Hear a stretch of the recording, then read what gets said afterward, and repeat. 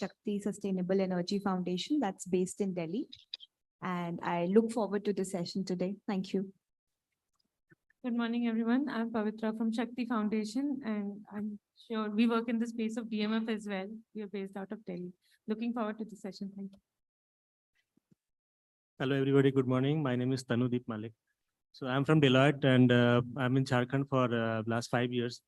I directly work with the Secretary of Energy in Jharkhand, and looking into all the areas related to the energy sector in Jharkhand, ranging from tariff to new strategy, putting new plans, new schemes into place, and look into all the areas from renewable to conventional energy and distribution of that.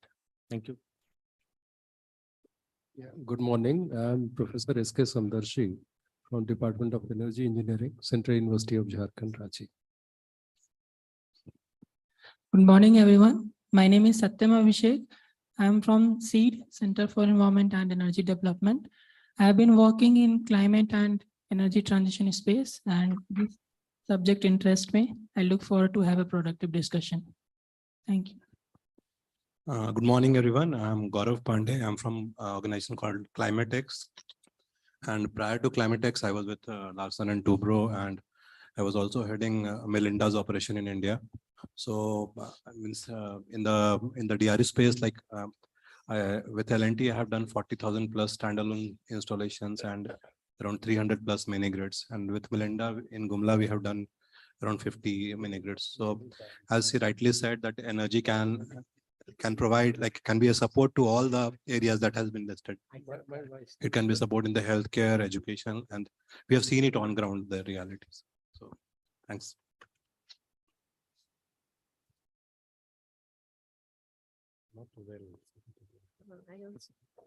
Hello, everyone. I am Garima. I am working in CNE Tata Trust and working on the energy also.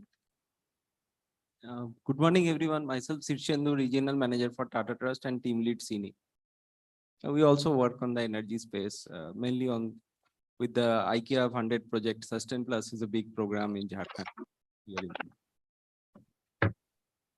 Good morning, everyone. I am Mandeep Singh. I am studying MTech in Energy Engineering from Central University of Jharkhand.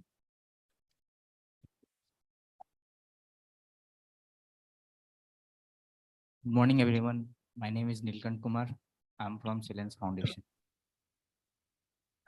Good morning, everyone. My name is Gaurav Mahato, and I actually work at a small solar pumps, water pump, Khetworks. Thank you. सबको जोहार, मेरा नाम तन्वी है और मैं child in need institute में काम करती हूँ।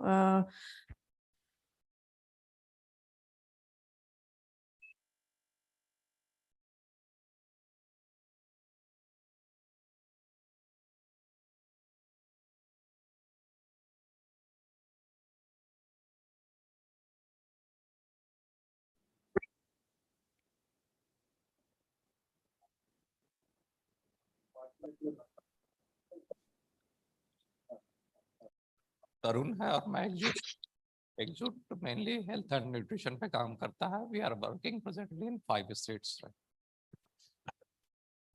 सभी को जोहार। मैं वीरेंद्र कुमार और मेरी एक संस्था है नया सवेरा विकास केंद्र, और पिछले 25 सालों से हम लोग झारखंड में लैंड और फॉरेस्ट राइट और लाइवलीहुड को लेकर काम कर रहे हैं। उसके साथ साथ डिस्प्ले, क्योंकि झारखंड में तो प्रेजेंटेशन जो देख रहे थे और जो खर्च का रेशियो, मुझे बहुत दुख है और कहना भी है। लेकिन ठीक है, इस तरह का सेमिनार होते रहेगा, लेकिन गांव के लिए कितना मिलेगा सवाल उसकी है। क्योंकि जो भी डीएमएफ में बनना चाहिए प्लान, वो ग्राम सभा के थ्रू आनी चाहिए, लेकिन यहाँ उल्टा हो रहा है। ऊपर से प्लान आता है, मुख्यमंत्री फलना का दिए कर, तो ऐसा नहीं चलेगा, न झारखंड में चलने देंगे। मैं जरूर आया हूँ इस मीटिंग में, लेकिन यही कहने के लिए आया, बहुत खेद है कि जो गरीब है, जिससे डीएमएफ का पैसा आता है, उसके लिए 1% भी नहीं जाता है। तो यही इतने कह के मैसेज देने के लिए आया हूँ, और मैं हाई कोर्ट छोड़ के आया हूँ इसीलिए कि मैसेज दूंगा। और हम लोग को तो आंदोलन करना काम है, अगर नहीं करेगा तो लास्ट में वो होगा ही। यही कहने।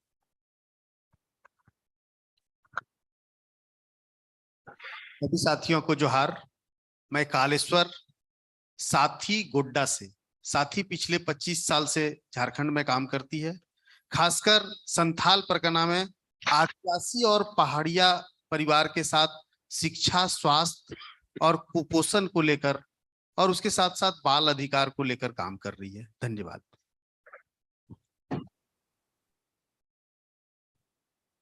सबको जोहार। मेरा नाम स्वपन मन्ना है।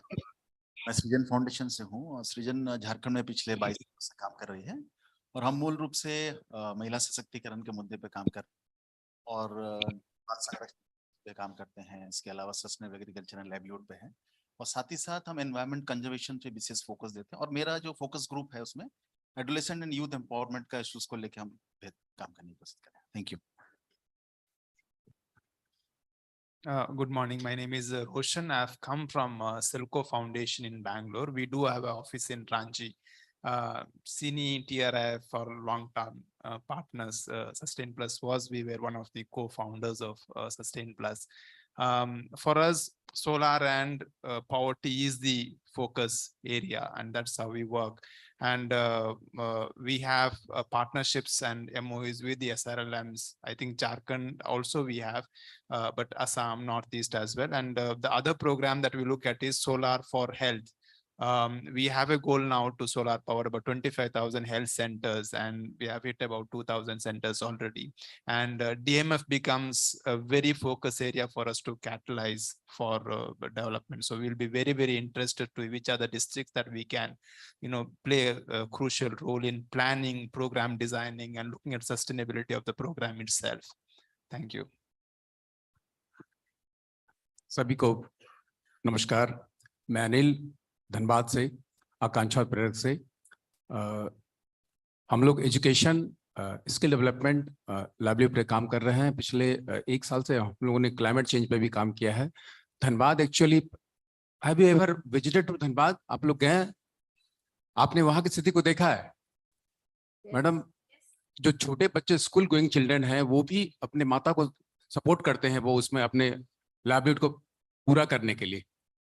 तो काइंडली आपसे हम्बल रिक्वेस्ट है कि इस पे भी केयर करें, देखें। वहां पे सोलर एनर्जी तो बात की बात है, पहले वो उसको भी देखें, उस पर भी केयर करें। Thank you very much. Please. सभी को जोहार। मेरा नाम हर्षा मिनावत है। मैं WRI इंडिया से हूँ।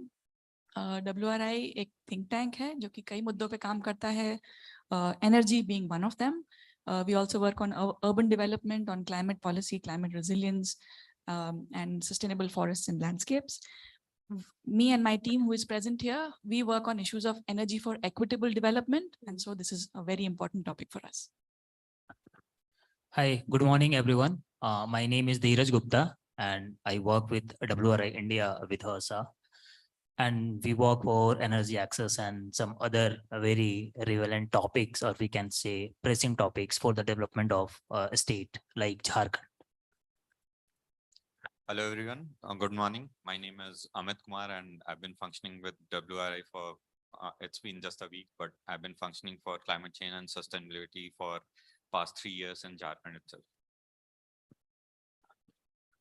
सबों को जोहार। मैं अरविंद वर्मा, होप लोहरदगा से, और हमारी संस्था का जो मुख्य बेस काम है वो बच्चों और महिलाओं को लेके, उनके अधिकार को लेके हम लोग का काम होता है। और साथ ही साथ हम लोग का फोकस एरिया ट्रैफिकिंग है, जो लोहरदगा, गुमला, सिमडेगा जहां हमारा काम चलता है वहां हम लोग इस चीज को लेकर लगातार काम करते हैं और कोशिश करते हैं जितना ज्यादा बच्चे या बच्चियों को हम लोग बचा सके। धन्यवाद।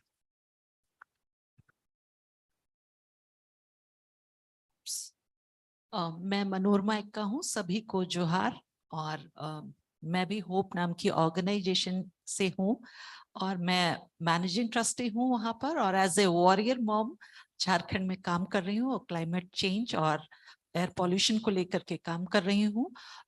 चूंकि मैं बॉक्साइट माइनिंग एरिया लोहरदगा से आती हूँ, तो DMF का नाम सुन करके मुझे लगा इसे अटेंड करना चाहिए, तो एक होप के साथ आई हूँ, क्योंकि मैं फाउंडर भी रही हूँ होप की।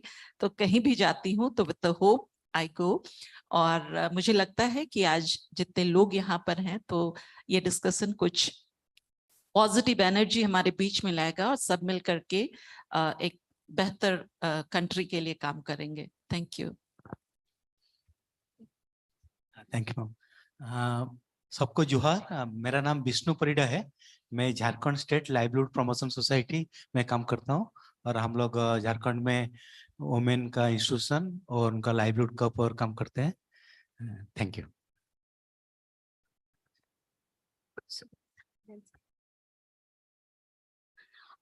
जस्ट टू से दैट हम ये जो आज का कॉन्वर्सेशन है एक पैनल है, बट द रीजन हम लोगों ने ये इंट्रोडक्शन किया क्योंकि we wanted everyone's perspective. So please after the conversations are done, panel discussion, we require all of you to participate. जैसे कि वीरेंद्र भाई ने कहा है कि आई नो वीरेंद्र भाई बहुत दिनों से वीरेंद्र भाई जैसे आंदोलन करते हैं खनिज क्षेत्र पे. We have organizations like Ekjut, we have Sathi, we have many organizations actually here, and I feel it is important for all of us to know each other because, as I said, energy is one topic, but as much as I understand DMF, it requires everyone's engagement, and we have been discussing DMF since 7-year time. It's an opportunity today, but what Viren Bhai said is also true that 7 साल में बहुत कुछ हुआ भी नहीं. So, but we don't want to get into कि क्या हुआ नहीं, देखते हैं क्या हो सकता है, because we have a challenge in this state. Thank you.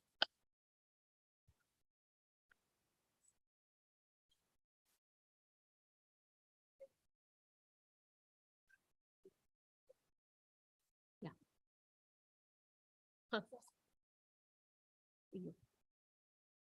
And I have a link.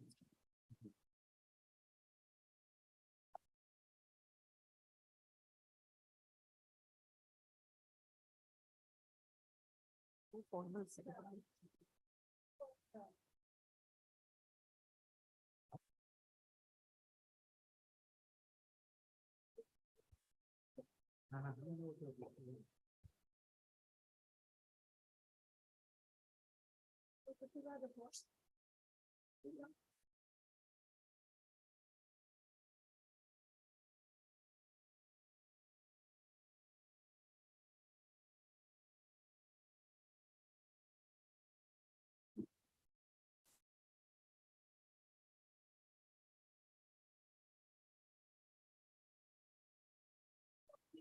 We don't want to start the presentation and then stop in the middle. That's why we kind of waiting for DC ma'am to just join and give her comments. They have joined. She's coming online. Shrishta, she's coming.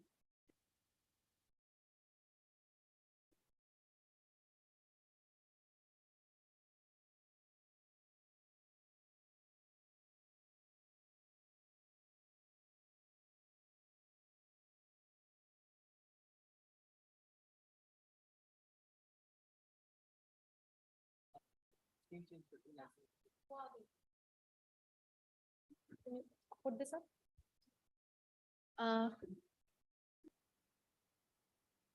So, ma'am, we can start. Yes, please. Good morning. You're on mute, Nancy ma'am. Yeah. Good morning. Please start.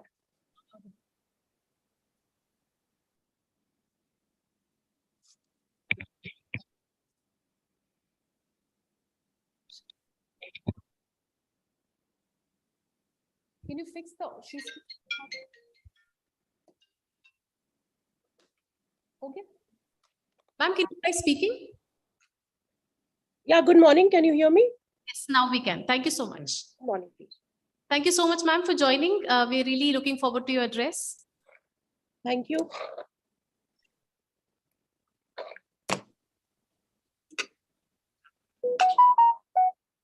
That's what I reckoned.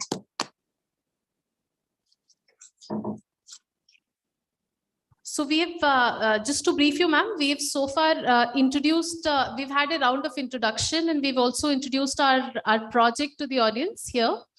And we have a mix of people here with us who are working on DRE sector, development sector, broader issues on ground, etc. And we're very happy that you are able to join us to talk about your perspective on the role that DRE can play at district level in improvement of socio-economic scenario for the rural population. And also, we understand that Hazaribagh also has been making efforts towards integrating DRE into into spending at the district levels. Very delighted to hear more about it. Over to you, ma'am. Yes, very good morning to all of you. And first of all, I'm very thankful to iFOREST for having organized this session, and where we would be discussing about DRE and how it can help us better with the DMFT convergence, and how the DMFT funds can be used in consonance with the concept of DRE, and how we can make things better in the state using this concept.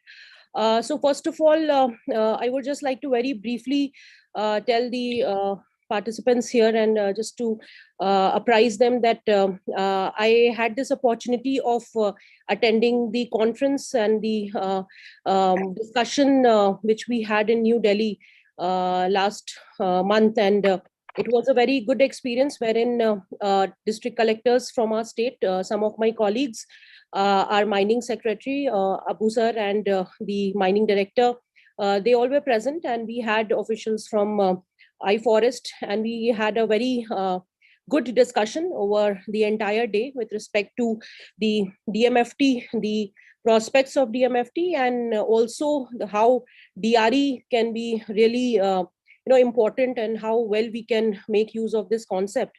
So coming to Hazaribagh, as you know that Hazaribagh is one of the major mining districts in Jharkhand, with more of coal mining. We have a good number of coal blocks here, and coal blocks allocation, the coal mining process, it has begun, and it will go on for a good number of years in the future. So and the increase in the amount of DMFT fund, the DMFT trust, is also going to be manifold. Right now, we have an annual income of around 80 crores per year from DMFT, but we are looking forward, and what we expect that this amount, this figure is going to go up to more than, I think, 250 crores per year. So we are looking at a good amount of DMFT fund in the district. Last, I think 15 days back, 2 weeks back, we had colleagues from iFOREST who had visited the district as well, and they gave us a detailed presentation about a survey and analysis which iFOREST has done with respect to DMFT here, and how DRE can be made better use of, and in which sectors. So as we all know, DMFT mostly in Hazaribagh also, we have been spending it on the social sectors, the sectors of health, education, social welfare, and also to an extent some sort of trainings, skill trainings, and also pollution control. We have, if we assess the last 5 years, what I have got to know is that we initially spent the major amount of fund in constructing the infrastructure. We had a huge gap of infrastructure in terms of buildings, in terms of physical asset, as you may say, especially in the areas of education and health. So we have, and also in case of Anganwadi centers. So we have built a good number of schools. We have renovated schools. We have remodeled schools. We have built new health centers. We have built new hospitals, and also we have constructed more than 250 Anganwadis, buildings with the help of DMFT. Because in Hazaribagh, we have around 1770 Anganwadi centers, and almost 800 of them are buildingless, as in they don't have their own buildings, and they have either they are running in rented places, or some alternate arrangement has been done. So our focus has been on creating these infrastructures so as to fill the gap. Now, coming to the use of solar energy, or the use of renewable energy, as you may say, very preliminary work has been done in some areas, in some blocks. The iFOREST survey and the analysis which they did in terms of the sample survey, which they visited, I think, some of the health centers, they visited Anganwadi centers, and with the help of different schemes in the state, as in with the help of the Department of Power, with the help of JAREDA and other few agencies and then departments in the state government. Some work has been done with respect to the use of this solar energy and how the distributed renewable energy in an integrated way can be used. So, but again, I would just like to mention that it's very preliminary. It's very preliminary. And as I understood in the discussion which was done at New Delhi, and also the discussion which we had in the district with the iFOREST colleagues, was that there is huge scope. Definitely, there is huge scope. There is a need. There is a requirement, because even when we visit the field and we visit the hospitals, एक major उनके द्वारा issue raise किया जाता है कि बिजली की problem है. Hospitals में जो हमारे health centers हैं, especially PHCs हैं या हमारे CHCs हैं, बिजली की दिक्कत है. I mean, that goes unsaid. And because of this small things, small issues, lot of work, lot of the capacity, I would say, the lot of, the extent to which these centers or these hospitals can be used is definitely goes down. It gets hampered. Anganwadi में भी यही issue raise किया गया था, जो हमारी आपकी team ने विजिट किया था हमारे यहाँ कुछ ब्लॉक्स में, दैट बिजली के कनेक्शन नहीं होने के वजह से they face problems. And this is the main challenge which we are facing right now. Now, as you know, that electricity itself is now a big challenge, and in the entire state, in fact, in the entire country, we are, undergoing a huge coal crisis. Because we are one of the major coal mining districts, and NTPC and companies like Adani, they are doing coal mining here, and in discussion we regularly interact with them. And of late, the last 4 to 5 months, there has been huge coal crisis in the entire country, and that has affected the electricity supply, the supply of power, and we all know what we have been going through. Especially Jharkhand has been badly affected, and even today the electricity, you would say, the distribution is very, very badly affected. And especially in the district also, if you talk to the people, especially even in the urban area, even in the municipal area, even here we are not getting a regular electricity supply. So with these challenges, it more or even more the working of these so-called important, the very important sectors of health and education and social welfare, the overall development, the overall, you would say, the functioning of the entire state machinery in providing the basic services of health, education, and the nutrition part gets affected.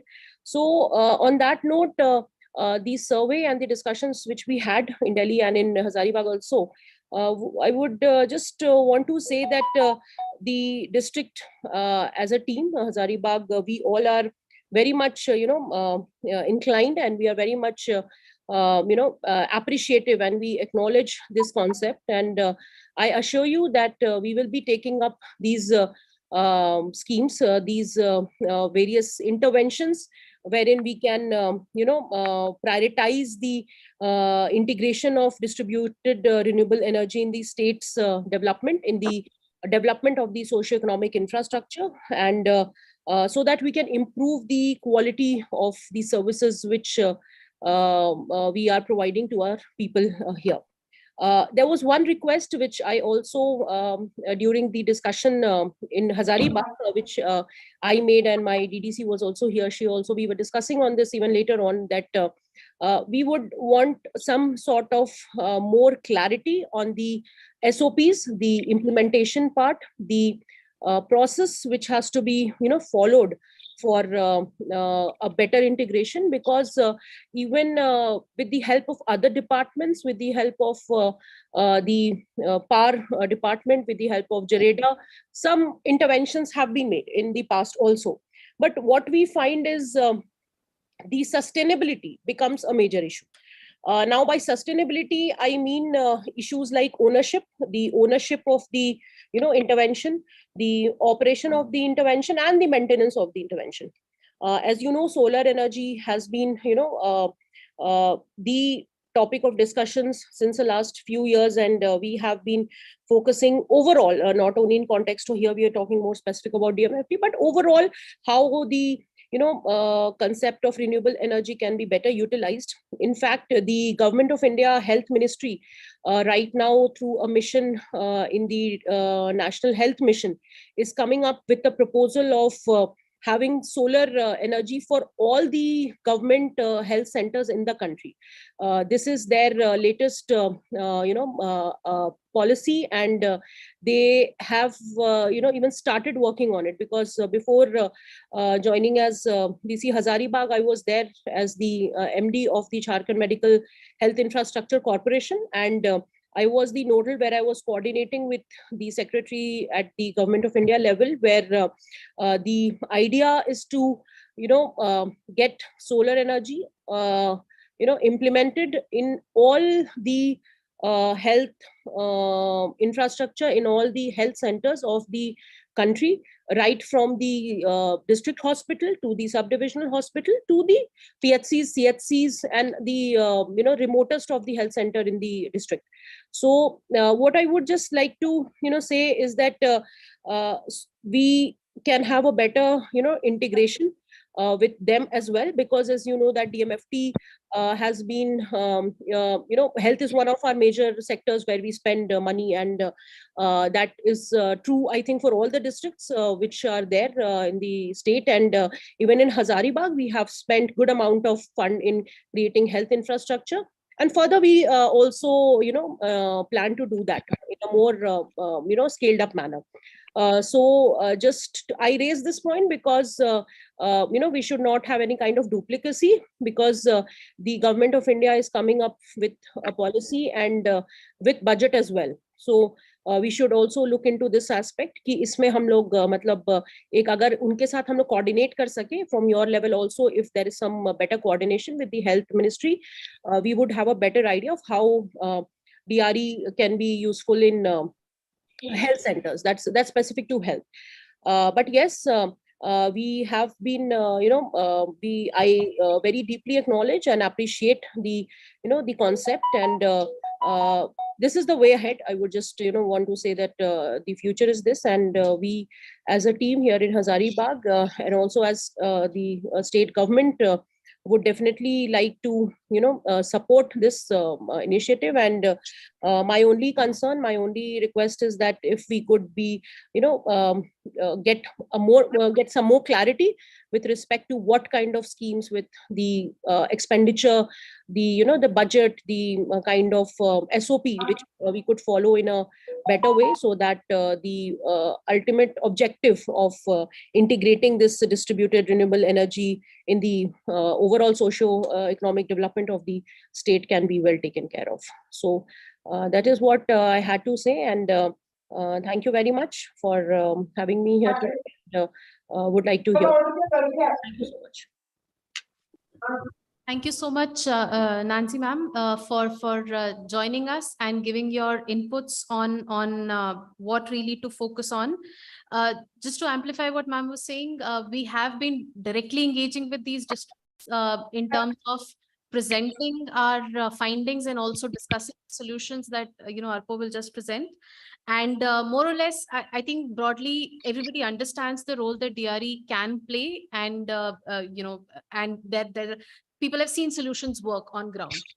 But now the larger question that is to be addressed is with respect to sustainability. That's the also used, and I think that's what we will have a discussion on also later.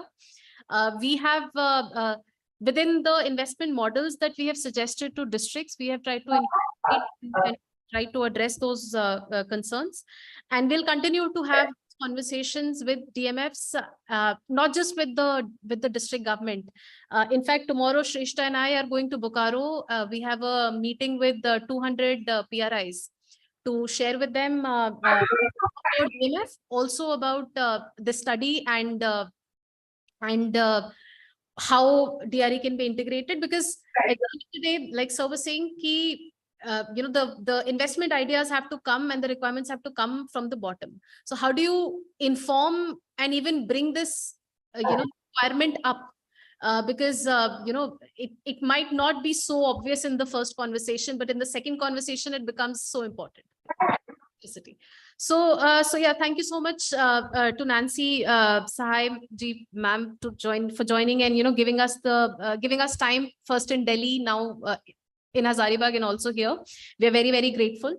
I think we will continue this conversation now and just talk about these results and these the presentation that Arpo is going to make. And we will follow it up with the inputs from comments from the Vishnu sir and Professor sir. Okay, so Arpo, you will go there from here. Okay.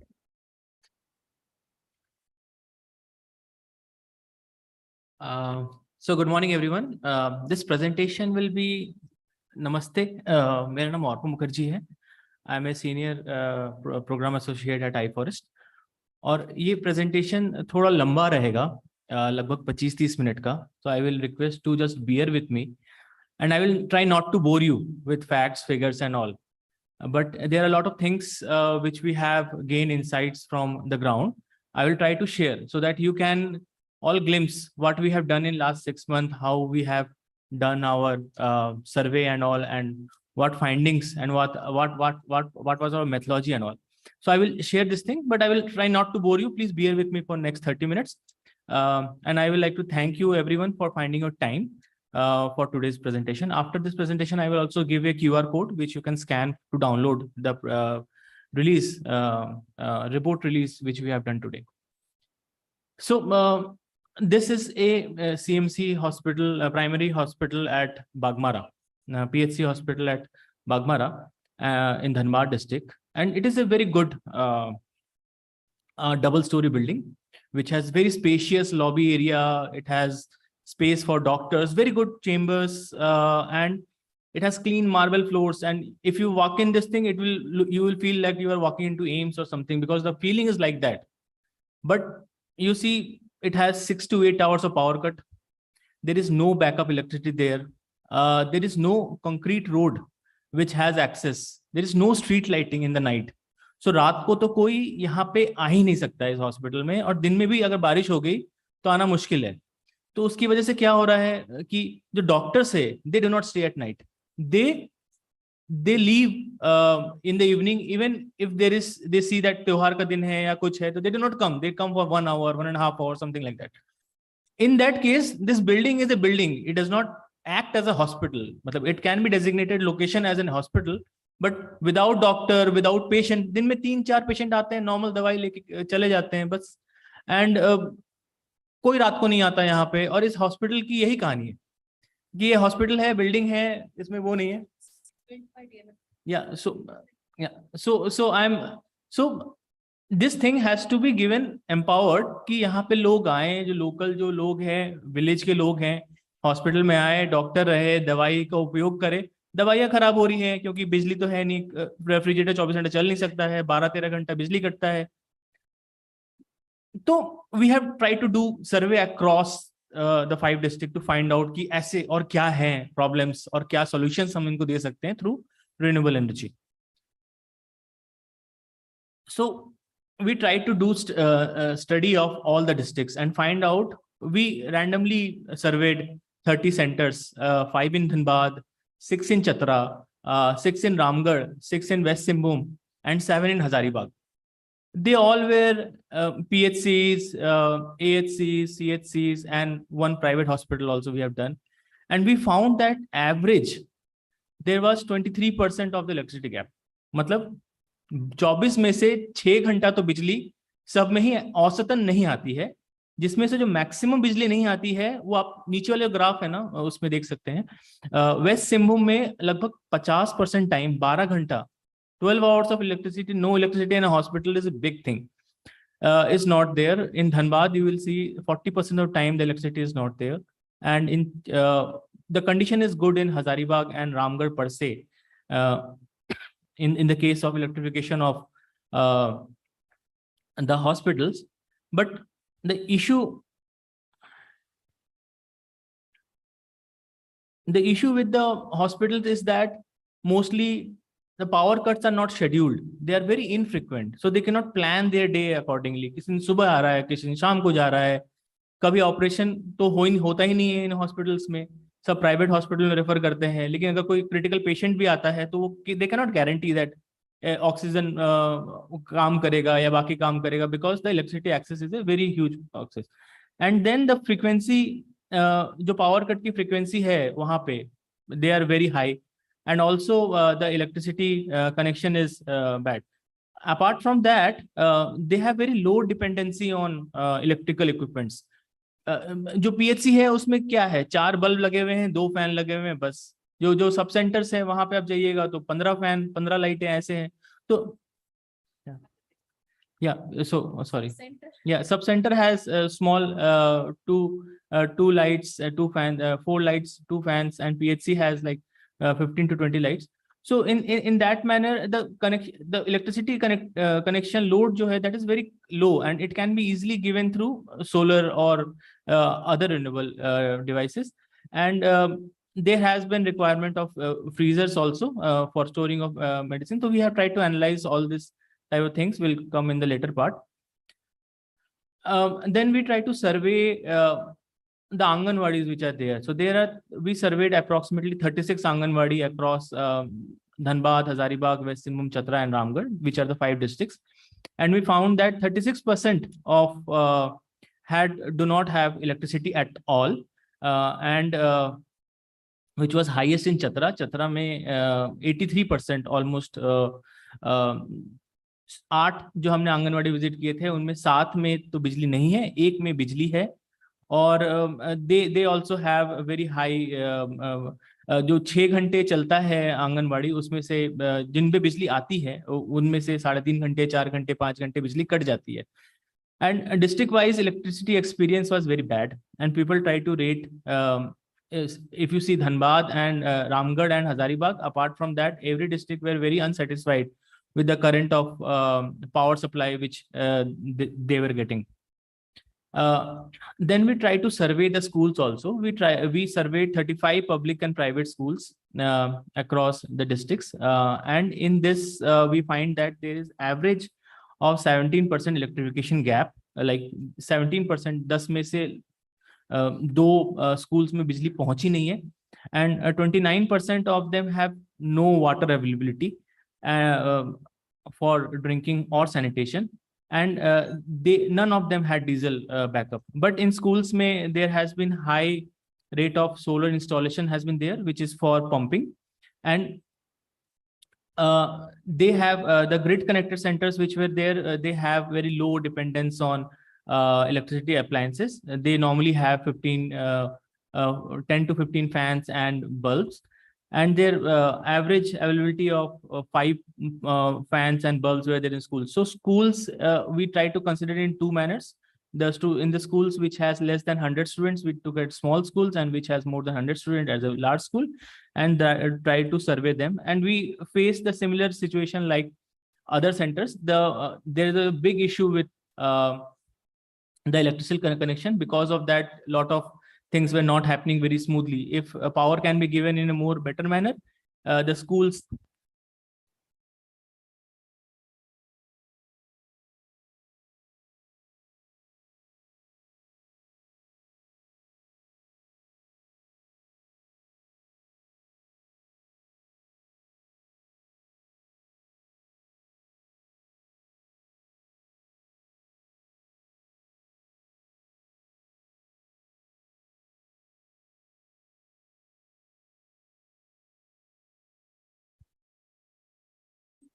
Yeah.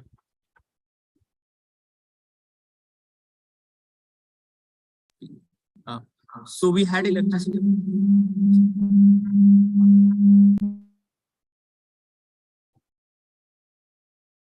was just trying to speak to the audience which are on live. I tried to unmute myself, but I realized that. When we talk about hello. So when we talk about the access to irrigation in Jharkhand, which is again low, and the dependence of people who are working on agriculture equipments like pumps हो गए या for aeration for fisheries हो गए या for आटा चक्की, dal mill or multigrain processing, everyone, most of them are dependent on diesel thing. And so all the calculation and this thing are on the report, you can go through that, but I will not like to say only bad things about Jharkhand, but there are a lot of good things which I have also seen, which I will also try to share in my this thing. So last part is about community lighting thing. We have visited 29 panchayats across 190 villages, and we found out that there is partial availability of street lights in the villages, but 10% of the villages did not had any kind of street lights, and 10% had they were very satisfied with the street lights which are there. So satisfaction level of the panchayats villagers were higher in Ramgarh and Hazaribagh per se out of 5, but it was lower in Dhanbad and West Simbhum. The street lights, the streets really go dark, and I will show photographs of some of those places in my next slides. So, and there is access of for water supply, which we try to survey, and we have done thorough survey of water supply, but there has been major investment in water supply, and 75% of the DMF money which has been spent till date has been spent in the water supply only.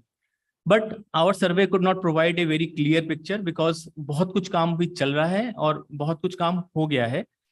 But एक चीज तो है, अगर बिजली सही से नहीं होगी तो पानी नहीं आएगा. So this was a place in Bagmara where we visited in the night, not night, it was only 7:30 p.m. It was complete dark and you cannot see anything without your car lights on. शायद उस दिन किस्मत से अमावस्या भी थी क्योंकि हमें कुछ दिख ही नहीं रहा था वहां अंधेरे में. So everyone was using their mobile lights to like move on the way. We tried to do some stakeholder engagement, talk to the sarpanch of this thing, and then I asked, can I use the washroom? कहता sir पानी तो है नहीं, आपको पीछे जाना पड़ेगा. Then I told, okay, चलिए पानी नहीं है, let's go. So he went and showed that for last 5 days there is no water because for last 6 days there is no electricity. So जो water pump है जहाँ से पूरे गांव में बिजली पानी आता है वहाँ पे बिजली पहुंची नहीं, तो हम लोग पानी भी नहीं पंप कर पाए. So we tried to identify these all intervention can be very easily solarized with a limited, very less cost, and which can increase the productivity of this infrastructure which we are developing in. The investment which we do in big water tanks in big hospitals are huge, but we will have to also see that these things are sustainable in a sustainable manner, and lot of intervention like on sustainability needs to be done so that these things become functional. लोग इसका उपभोग कर सके, न कि ये बस एक फिगर आ जाए कि इतना खर्चा कर दिया इस पे, इतना खर्चा इस पे कर दिया, but एक मेंटेनेंस का भी एक प्लान बना ले. So we'll talk about that thing also. So now I'm talking about some good things which I have seen in the state. I'm also from this state. I'm brought up in Ramgarh and Ghato. So there has been solar installation in CMC Dhanbad. Few Anganwadis in Hazaribagh, we have seen that they have solar plants, small solar setups which are powering lights. Apart from that, you will see people are widely using solar pumps. We have seen solar pumps in West Simbhum, Chatra, Dhanbad, Ramgarh, and they are happy with the solar pumps. But the need is for adopting solar pumps. It needs a integrated kind of development. If the water table is good, then it is effective, or you have to develop a water harvesting or something, that thing, then solar pump can come in place. Not only this traditional technologies, but we have gone through many districts with few of our colleagues. Amit sir is there, and there are people. So people are so in the left-hand side there is Jal Minar, which is very widely adopted in Jharkhand. You will go to any district, be it Jharkhand, be it Dhanbad, be it Ramgarh, be it Hazaribagh, any district you will see through the MP lads money, a lot of Jal Minar has been installed. But sad to say, we found that 10% or 15% of these jal minars are also not working, not because of the technology issue, but because of किसी का pipe टूट गया है, किसी के जहां से वो लोगों ने पानी लिया है, that thing is not working, कहीं जंग लग गया है, and then they say जल मीनार खराब है, या जल मीनार की जो कैपेसिटी है वो कम है, 10 फैमिली के लिए प्लान किया था लेकिन 50 फैमिली उससे पानी लेती है. So then in Ramgarh we have seen solar multi-grain processing, where village ladies are doing this multi-grain processing, this thing. And in Hazaribagh we had a CES installed a solar dal processing, which is a MSME level thing. And then we visited solar cold storage also, solar based oil mills, and as well as you see a lot of street hawkers in this area use solar panels directly for their livelihoods, so that they can get electricity. There is a requirement and you need to facilitate it. And there are a lot of intervention which needs to be done so that this technology can get root and help the society in a better manner. Then after studying all these models and all these things which are getting deployed in this thing, we try to come up with what are the scope of solarization in these priority areas. So you see, for solarization of health, Jharkhand is ranked among one of the most bottom 1/3 states. Hello. Through the Niti Aayog's health index, and one of this factor is because electricity is not there. The electricity gap is there. Though the key, there are a lot of issues which are faced due to lack of electricity, and there are a lot of issues which can be addressed through which can improve the quality of electricity in these health centers. So I try to not bore you, but when we analyze all these kind of infrastructure, we find out with solutions which can be there.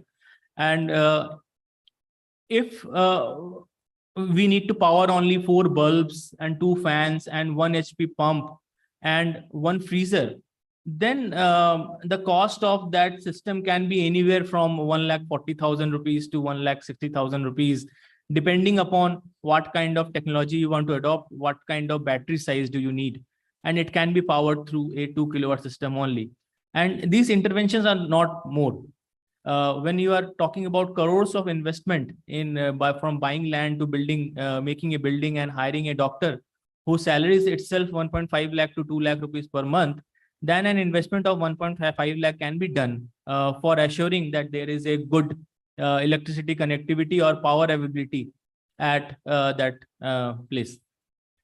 In case of PHCs, the cost goes high because it has more load, and the solar systems which can be there can cost around 3.5 lakh rupees to 4.3 lakh rupees. All these numbers, figures which I'm showing is taken from MNRE standard benchmark prices. And when we do a local tender or do a mass tender, the prices can go low also. So we try to visit a lot of PHCs and CHCs which had 7 PHCs which had solar installed in their place, and some of them told that it led to improvement in providing services to the patients, and frequency of operational hours have reduced. And the solar water pumps which are installed in the premises, they told that they have never faced any kind of breakdown. While occasionally one had some issue, but that was also with rooftop, that is also with the battery storage. They find that the battery storage was not adequate for the supply. But rest, they were fairly satisfied with the performance of the solar installations which were done there. Then we talk about solarization of the nutrition. We will find that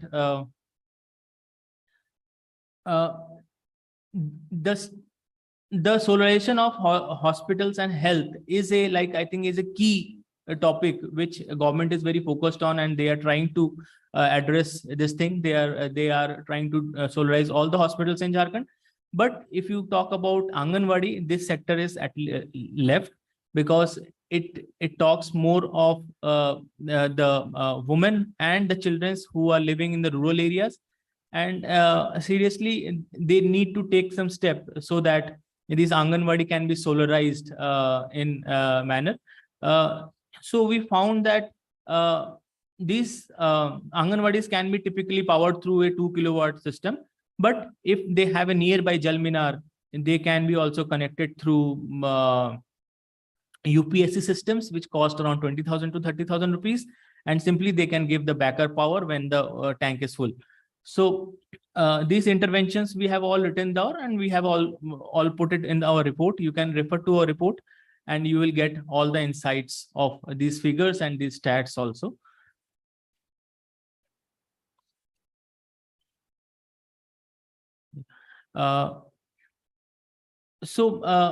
If you talk about education, so education is also the similar in the similar manner. So female literacy rate has improved to 62%, and male electricity rate has improved to 81%, but there is still lower access to education in the tribal areas, and that is because these areas does not have required electricity, and for improving the electricity supply, you need adequate lighting, cooling solutions, drinking water, and many of the schools require right now smart education kind of devices like smart TV and all, which can be supported through solar equipments. And 100% of the education sector representatives in Chatra, Hazaribagh, or 5 districts believe that improved electricity supply can be better. If we improve electricity supply, then education will be can be better. So there are a lot of issues which were faced by the schools, like it gets too hot in summer, dark during rainy seasons, and etc., etc. But there are a lot of key areas in which you can improve, like you can provide water, availability of books. Few are told that they need a boundary in their school because their school do not have boundary, and people or cattle or something comes inside. All those things have been noted down in our report. And if we try to solarize these schools, it will cost around 1.5 lakh rupees for smaller schools, and for bigger school, it will go around 3.25 lakh per system. And the system will be of 5 kilowatt for big schools, and for small schools, it will be of 2 kilowatt. But as per UDISC, already they have installed across this 5 district 4,378 schools. They have installed solar panels, but many of them told that these solar panels are normally for pumping 1 HP motor. And out of our survey, which we have done for 30 schools, we found that 2 of these were non-operational not due to solar, but due to pipe related issues only. Then we talk about solarization of the agriculture, this thing. So when we expanding irrigation access should be a priority concern, given that rising climate change and climate vulnerability of the local population. Solar water pumps can address the irrigation gap in a sustainable, climate friendly manner. Already 11,387 solar water pumps are installed in the state through different government schemes, and a lot of districts have get allocated number through MNRE or through JAREDA to install more solar pumps through Kusum scheme. But the demand is a lot more. Demand is not actually what is there, but there's a huge demand for this thing, and we are trying to figure out how DMFT can also support individual farmers as a community or as an so model has to be found out. And there is focus on strengthening irrigation ecosystem. So from the farmers experience, we have interviewed like 12 solar water pumps user, and their key motivation was that the electricity supply, the grid electricity supply was not bad. The diesel prices has gone high. The kerosene supply is bad, and they have been demonstrated with the effectiveness of solar installers. So they tried to put solar installations, and they normally used solar for like 170 days in a year. And there is a very strong demand for solar water pumps, especially in the farming sector. This will enable them to do from move away from monocropping to dual cropping, which will increase their livelihood perspective in future. So if you talk about the cost of different kind of systems which can be there, it will be around for 1 HP for small farmers, marginal farmers, it will be around 1 lakh, and which can go up to 5 lakh for large farmers. And then there are a lot of micro entrepreneurs which are there, agri-based micro entrepreneurs. Their things can also be solarized, and we have already done multiple case studies, at least 7 case studies on that, and which have been quoted in this report accordingly. So now we talk about investment decision on DMF and DRE. So if we talk about how to rationalize for mobilizing DRE investments for DRE, we have the logic is we have to optimize investment into priority and other priority areas. But the direct investment into priority and non-priority areas should not like that you only invest in hospital or school or this thing, but you provide them access to things which they require, like reliable electricity supply is a vital for ensuring the social infrastructure for health, nutrition, education, water supply, and delivering high quality services. For supplementary replicating state effort towards it will be like achieving convergence with fast track ongoing development plans for villages, electrification, solar livelihood application, solar water pumps and all, and to ensure investment ensure investment efficiency and sustainable create jobs, will have to identify most critical demand areas and will build scale locally, so that we can create supporting ecosystem towards skill building and entrepreneurship, and adopt cluster approach for the spending to cover all the large number of demand centers and large number of target user within the district to build the scale of economics. If we do in pilot cases, 1-2 cases, it will not be an ideal case. But if we do in a large scale manner, then it can really build the ecosystem. So if we see the prioritization matrix of DRE investment, we find that for Anganwadi, health, schools, irrigation, and micro entrepreneurship, micro enterprises, the current need is very high, but the DMF priority areas are low for irrigation, and it's low for community lighting.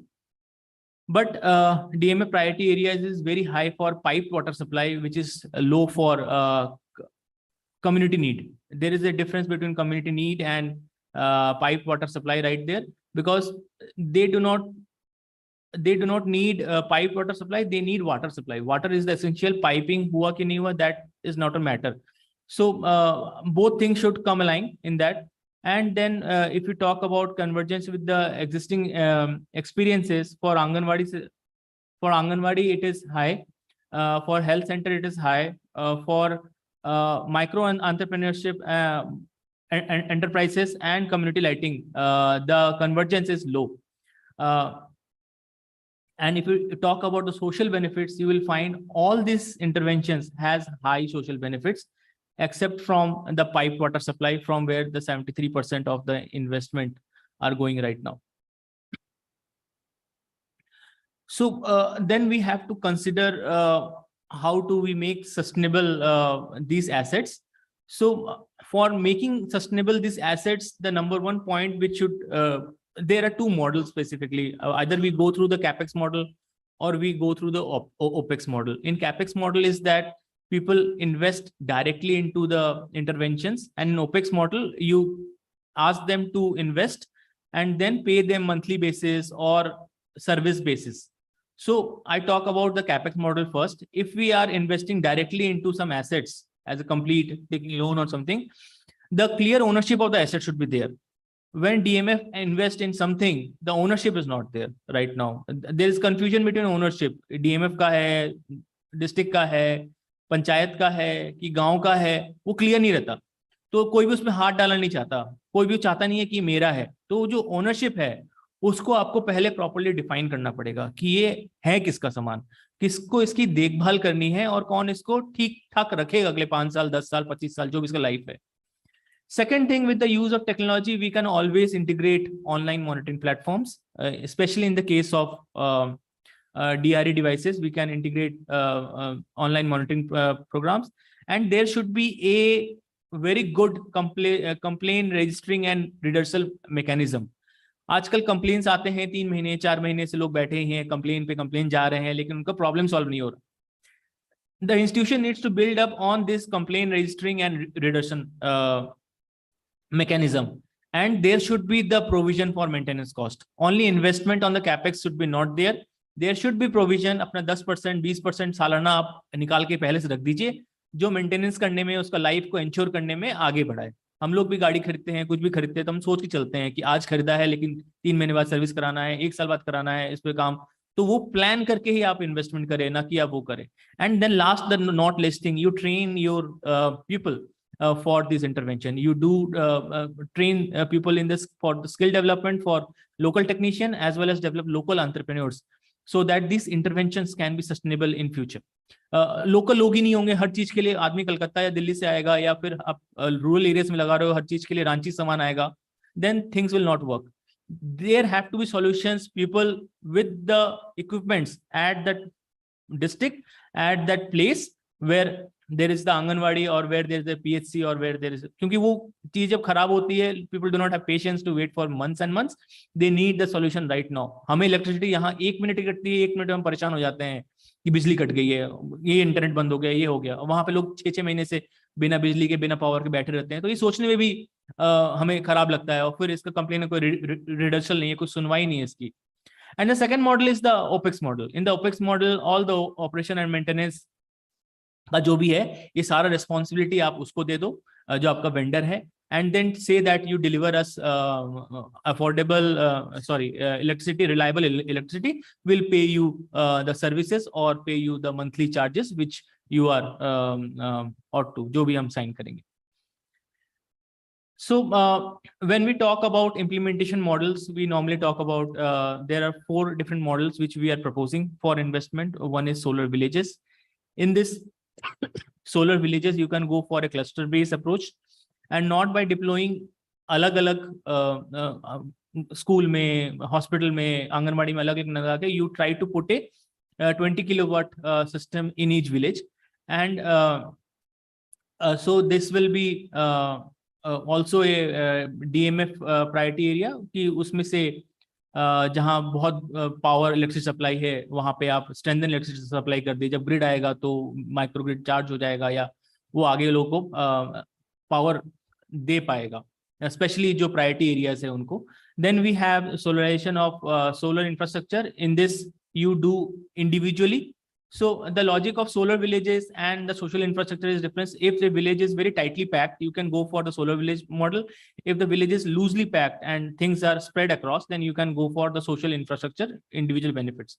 Then you deploy solar water pumps across the districts, which is like 1,000 solar pumps to start with for the farmers, and then create solar entrepreneurs, at least 100 entrepreneurs per district. So that they can service the society in whatever model they present.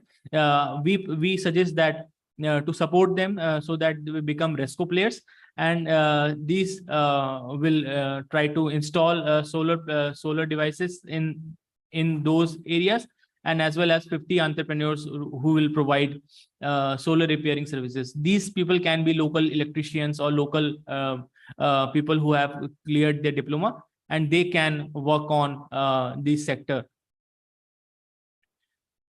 So I will not push. Should I go to technical features? So I just skip this part and financial figures. So this is a solar entrepreneurship development program per district, which we are trying to say. We say that we should incubate at least 50 solar energy service entrepreneurs per district, who can provide comprehensive solar installations, operation and maintenance. And as well as we tell that 100 solar energy repair entrepreneurs to be incubated per district, who can deliver proper comprehensive after sale services. And then provide entrepreneurship training, technical training, and provide seed funding to these RESCO players, so that they can be sustainable for next 1 year, and their business can be grown. So if we talk about these schemes altogether, what the figure look like? So if we electrify all the Anganwadis across 5 districts, it is only 102 crore. If we electrify all the health sub-center across 5 districts, it will be only 11 crore. If we electrify all the schools, only 4 crore of investment, all the schools across 5 districts can be electrified. If we talk about solar villages per district, 100 villages, which is 20 kilowatt per village, which is 20 megawatt per district, which has been quoted by Chief Minister in the newspaper day before yesterday. If that can be done, it will cost around 115 crores only. And these costs are very less if you talk about what kind of accrual are there in DMF money across all these districts. So figures Shrestha will better tell and what is accrual and all, but this investment, if you talk about a district wise full ecosystem development, this investment is very low in this. And if you talk about developing of solar entrepreneurship, 500 solar entrepreneurship in all entrepreneurs in 1 year. So you have a brigade of 500 solar personals in all these districts in next 1 year by investing only 8 crore rupees, in which they will be sustainable for 1 year and they will lifelong serve this sector for developing this sector and ensuring sustainability of this. So the implementation steps to do this is, first you do inception and planning. In the inception and planning, you have to do MOU with the government department. You have to engage with the PDMU. You have to set up a village council with bank accounts. You have to conduct assessment study, analysis, and initiative design, whatever implementation you want to do. These are the steps. And do DPR and pre-feasibility study. After that, you do approval and tendering. Inclusion of annual plan by MC, then take it approval from the GC, then draft the tenders with from MNRE specification or JARETA specification, then call for procurement and evaluation, then tender award and give them contract sign. And after that, you do the fund sanction. So these are the primary, these 3 steps, which currently also we are doing. And if we follow only these 3 steps, this will happen.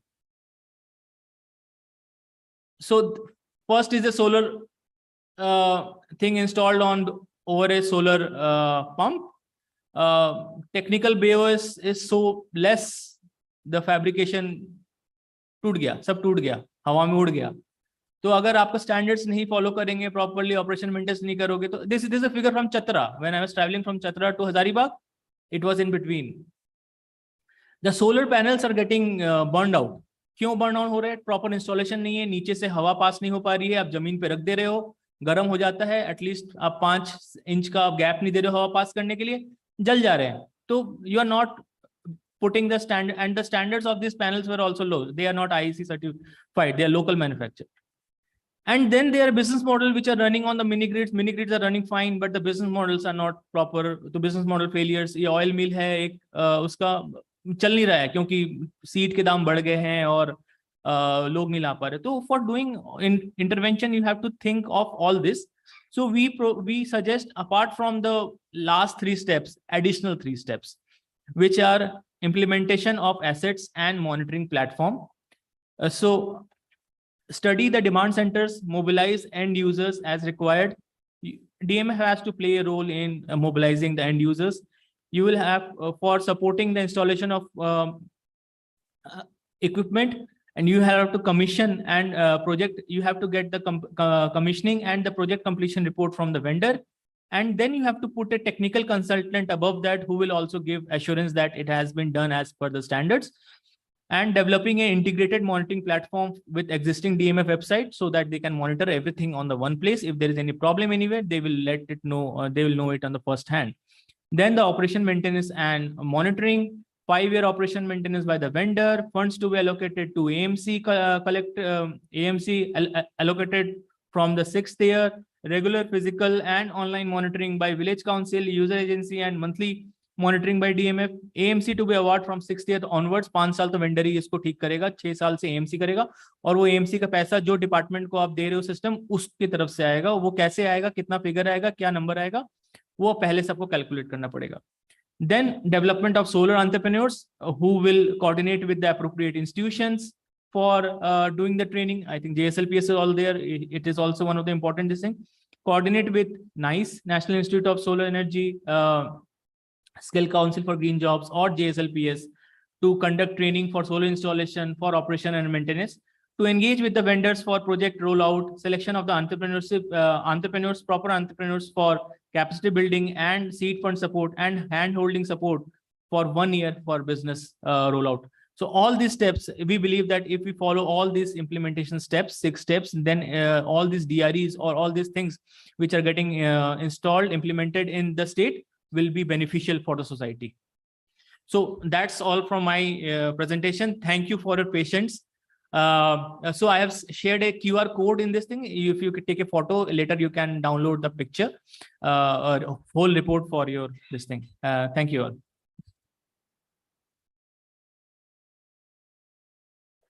Thank you, Arpo, for that detailed presentation, and thank you everybody for patient hearing. Just to very quickly conclude, the energy gaps are very apparent. Electrification gaps are still very apparent. 36% Anganwadis we visited did not have connection. 20% schools did not have connection. So both electrification level pe or power supply level pe gaps बहुत apparent है. DMF is spending money on fixing these things.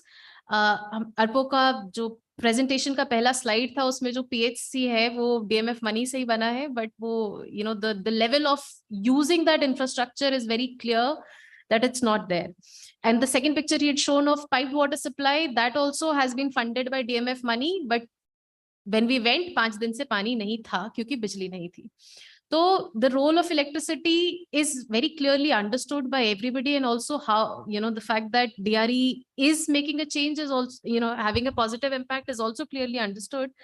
But the challenge that district governments face is on, how to do it essentially. Now there is a need for that technical support. We have shown, and people realize also ki relative to the money that is there, this is a small problem, which will have a big impact.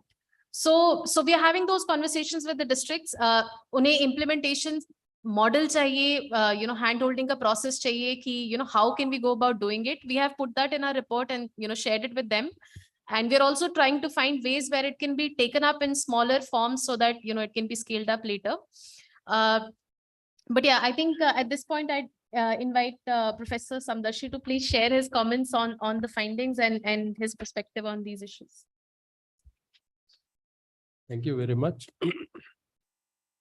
First of all, I'm not feeling that well, so sorry for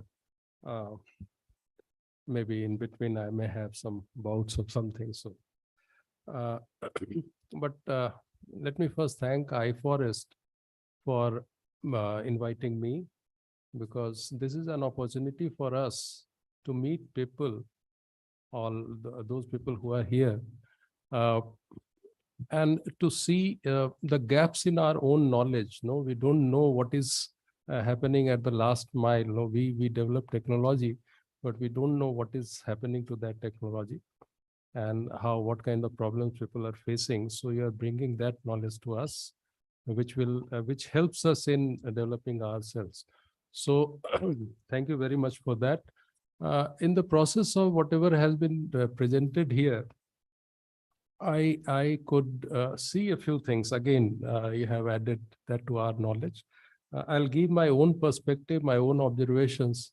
I'll give some information to you, and maybe we'll offer something which probably we as academicians can do and contribute herein.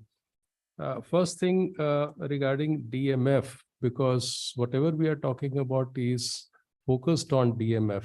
So I'll talk about that later. But the first, one of the comments which came is that most of the funding, whether it is private or otherwise, is going to non-RE states. non-RE, okay, going to RE, those states which doesn't include a state like ours, no? It doesn't include a state like ours. And I'm really surprised what really drives that. One is, let us say, if we concentrate only on solar, then solar is very good in the western part of our country. In this part of the country, solar, is it good? Is it bad?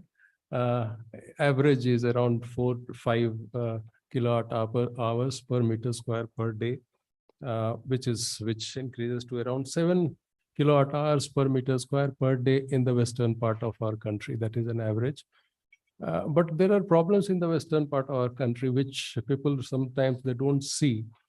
Although maybe capacity utilization factor, which we calculate, I don't have the numbers just now, means highly verified numbers I don't have, but it is around 24%, which drops down to around 18 to 20% in our part of the country. But then there are issues, certain other issues are there. For example, western part of the country is highly dusty, no? And dust, 1%, 2% reduction in the efficiency will matter a lot. Second is that this part of the country is relatively cooler. So that will add to the efficiency, no? So that is second. Third is this part of the country is rainy. That means most of the times our panels will remain clean. So that favors us, in fact. I have been telling this at various platforms. And in fact, when I attended one of the planning meetings here in Jharkhand, minister was there. Twice, in fact, I was called. And I tried to insist on this, that this is what is happening. There are other issues also. And probably then I heard that the Jharkhand government has taken a decision to go for 20 gigawatt of solar installation in next 5 years. Great announcement at that time. Now what has happened? Very recently, you might have seen that the cabinet has taken a decision to go for 4 gigawatt. 4 gigawatt is a huge kind of decision which government has taken for installation related to solar. So that is one thing I'm very happy about. Very recently, a few more things have happened which need your attention. And DMF has some fund. Like, from where does it come? It comes from mining. What mining? Which mining does contribute to it? In our part of the country, it is by coal. Coal mining is going to dry up. DMF is going to go. All right. We might be having 4,000, 5,000, 6,000 crores. I just saw the number in Jharkhand. Same thing will happen in other parts of the country also. So we should not do something which will not sustain some other activity. All right. Just by installing something, let us 25 years, solar will work. After that, you have to again reinstall the thing. So we have to think with that kind of thing in mind. And yesterday, I saw just now it is there in my mobile. I saw that now PLI linked scheme by government for manufacture of solar panels. Now most of the displaced people will be energy related activities will be in Jharkhand. Now, are we doing something for their job? Can we do something wherein this PLI related activities come to our state? You people are there because you can influence the government. We are there, sometimes we are called, sometimes we are not called for that. But then from my side, in whatever little way I can do, I try to convince the government. Sometimes I go in a meeting and then I tell them. And one initiative which we have taken is, I was talking to the secretary, one of the secretaries. So he agreed to me. We are going for having a kind of institute which will work only on energy storage. Energy storage, because that is going to be the next thing. See, when you talk about Anganwadis, it is daytime. Offices, basically daytime. But when you talk about hospitals, you have to think, because it will be 24/7. That is the availability we have to ascertain. Solar will not do that, or most of the renewables will not do that. All right, you have to have some kind of storage mechanism also. So we as a academician, we are pushing for that.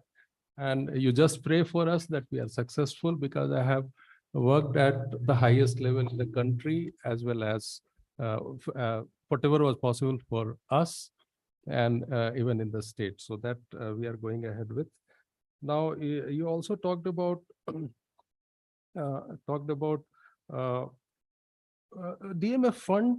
I'm surprised. See, you have to, much more than what I know, that is from your data only, that DMF fund 90% or 70%, I got two numbers, is being used for water supply.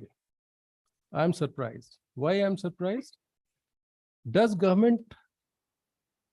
it not have any other mechanism? Because see, we are having DMF fund, but water supply is not something which is not being done in other districts. So why this should come through DMF? I'm surprised. Government of India is doing the same thing through some other mechanism. So why DMF should come there for water supply? So this is the question I'm raising from the data which I have got. Very interesting thing I got from Madam Nancy Sahai, that now DMF will have 250 crores per annum, per month. I think per month was in Hazaribagh district. So that is one of the good things which has happened. Another thing, see, I'll just give you a number which I have, is that Government of India will support 65,000 megawatt of per annum through PLI scheme in manufacturing capacity of solar panels. So that is going to generate a lot of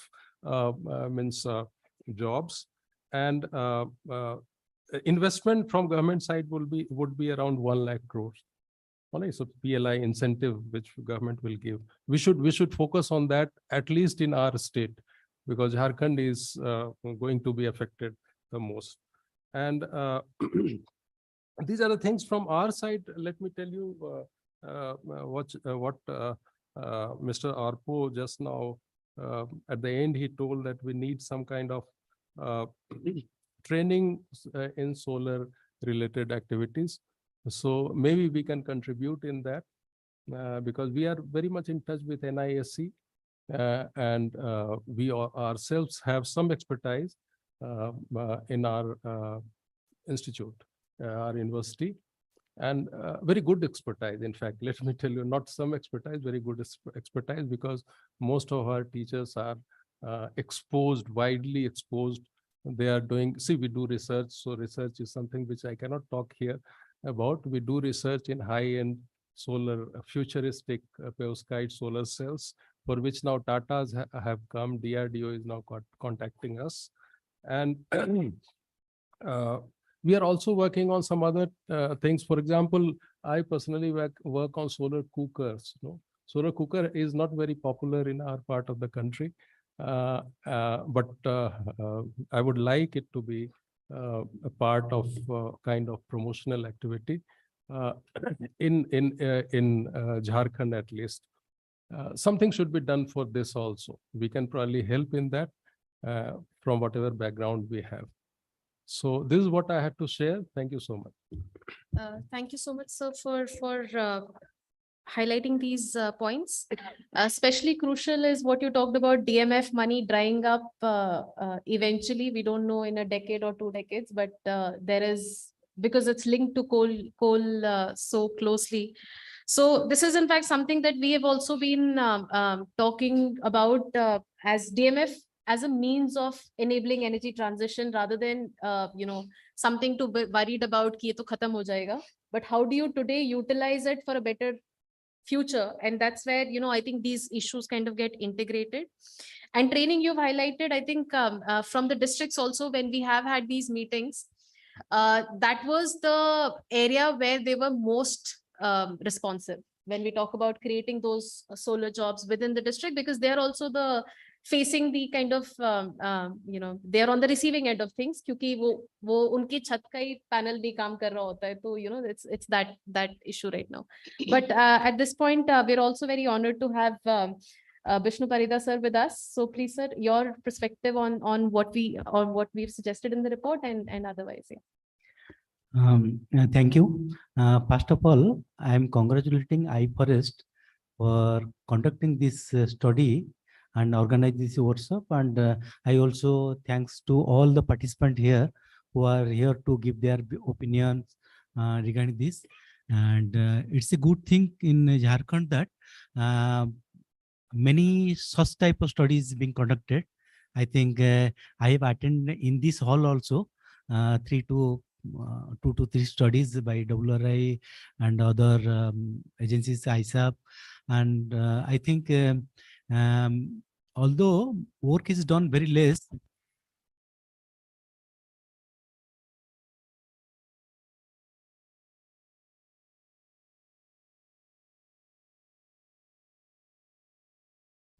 to me by mail, and I found it's very comprehensive and covering all aspects.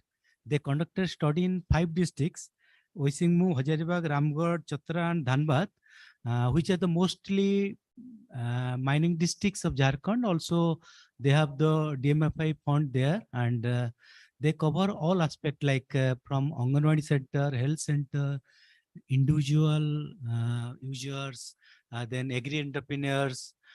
So for that reason, I am congratulating the study team, also iFOREST, that they bring out about a very good report and also suggested what to do in the action points. But the challenges is still remain, as Sir told.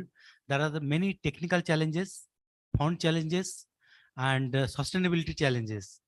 So we need to work on that, and this is a such complex thing.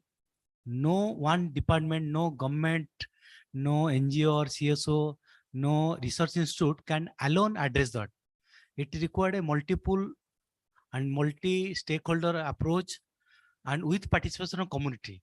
I'm representing those that organization JSLPS, where we work for the community. So I'll be stressing upon the fact that many intervention failed due to lack of ownership of the people, and that is happening.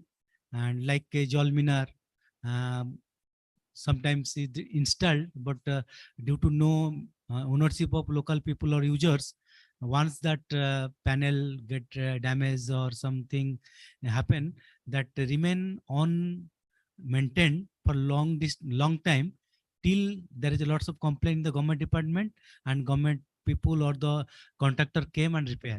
So first of things, there may be 2 kind of things. One is individual user, one single household, single farmer using a water pump. For that reason, nothing much need to be done, because ownership is there, because he or she contributed something to get that facility, solar panel or pump. She will devote her time, energy and money to get a repair and keep on going. But when there is a center like a Anganwadi center or community facility center, or some like in our case, maybe in the CLF building, maybe in the VO building, maybe some processing center, maybe some FPO office, maybe some PG office. In those kind of things, I think we need to have some provision of exposure visit, some training, capacity building, also to train them in basic things.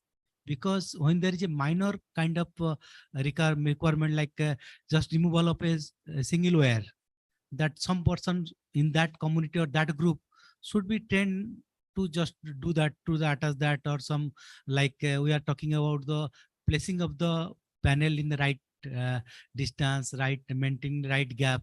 If something happened, that person can do easily. And another thing that scope is huge here. We should not be limited to ourselves district mining fund. As Sir told, we should go beyond. Jharkhand government is coming in the big way. They declare many things like solar panel in the Getulsul Dam, to hospitals, Anganwadi center, to recently rural solar lighting. So many things will come. Now it is challenge how the civil society or the organization like us, JSLPS, how we can augment these things and take this to the community, because ultimately benefit should go to the community should get benefit. And there may be institutional setup like health center where the government will look after, Anganwadi center, both government and beneficiary will look after. So, but in my view, more and more things should go for the livelihood.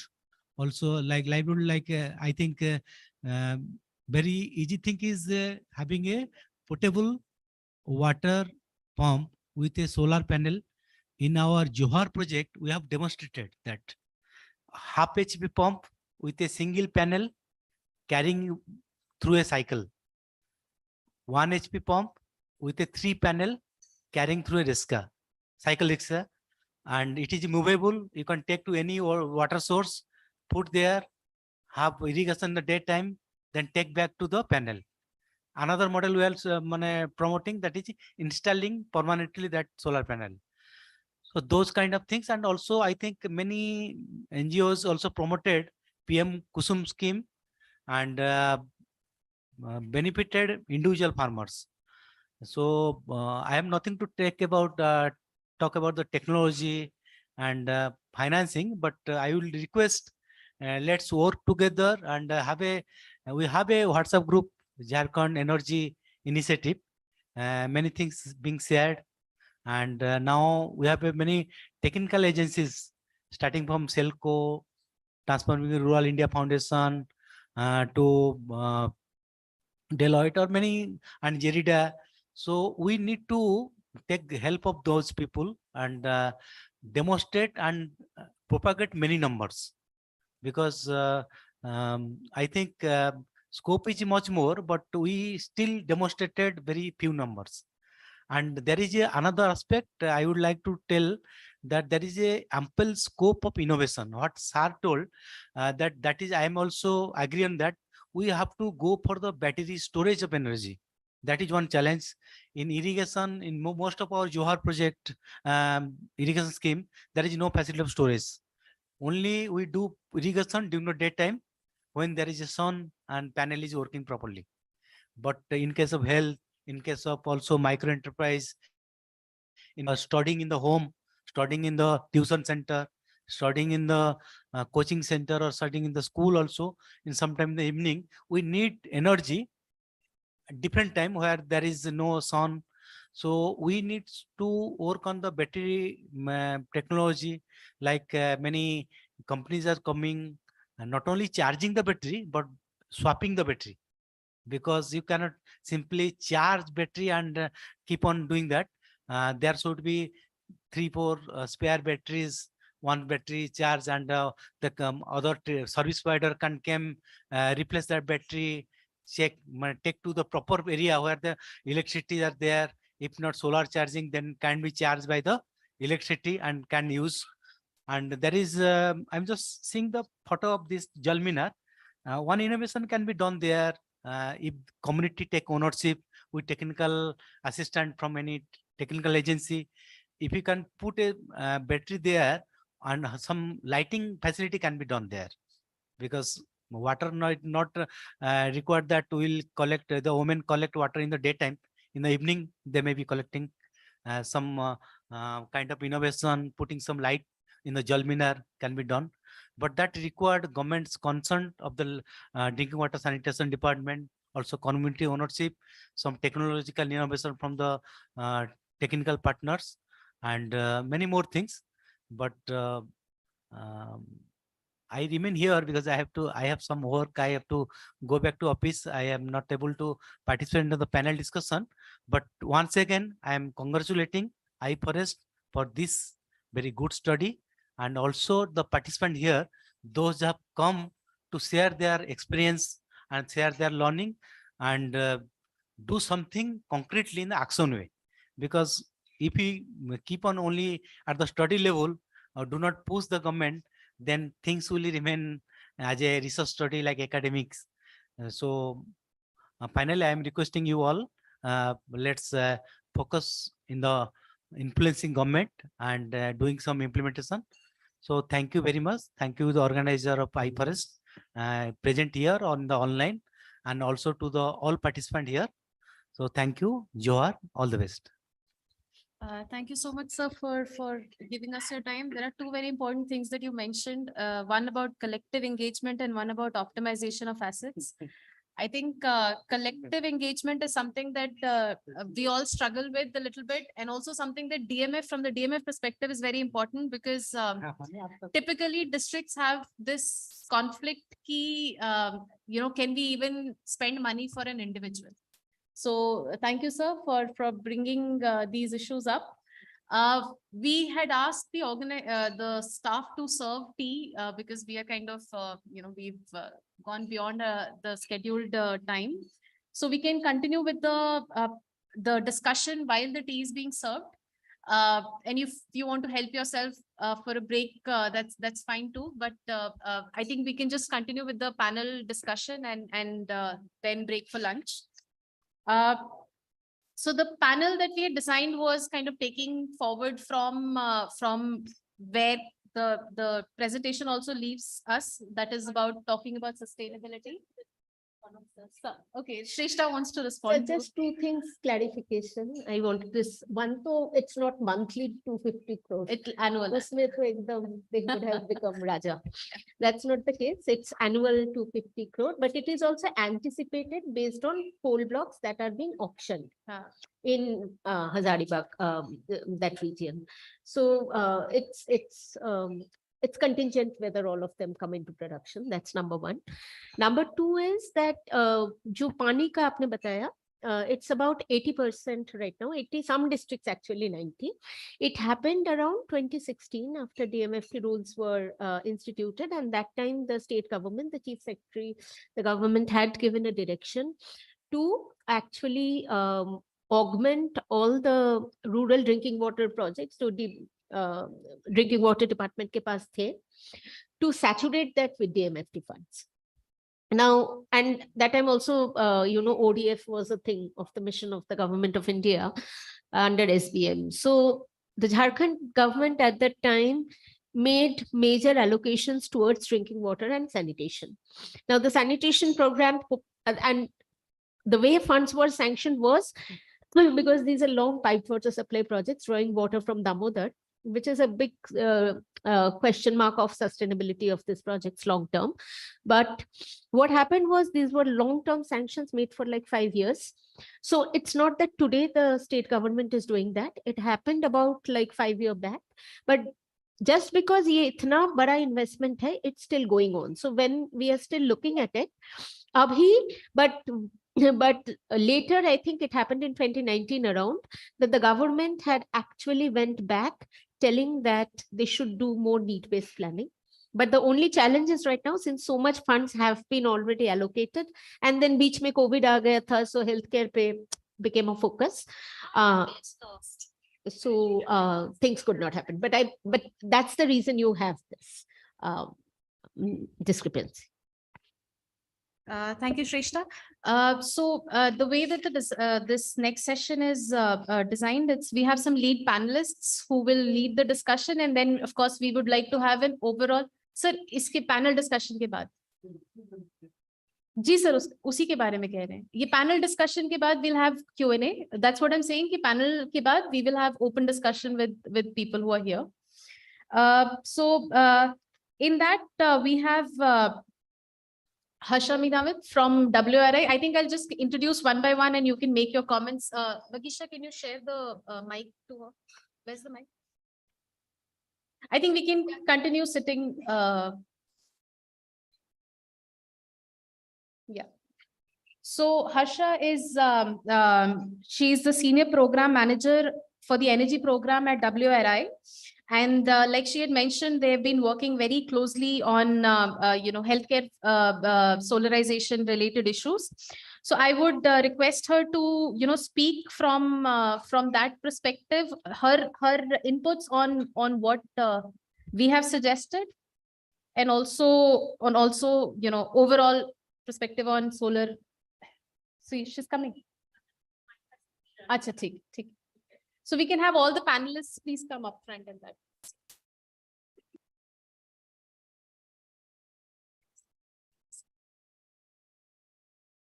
May I also please invite Ashokji to come up front?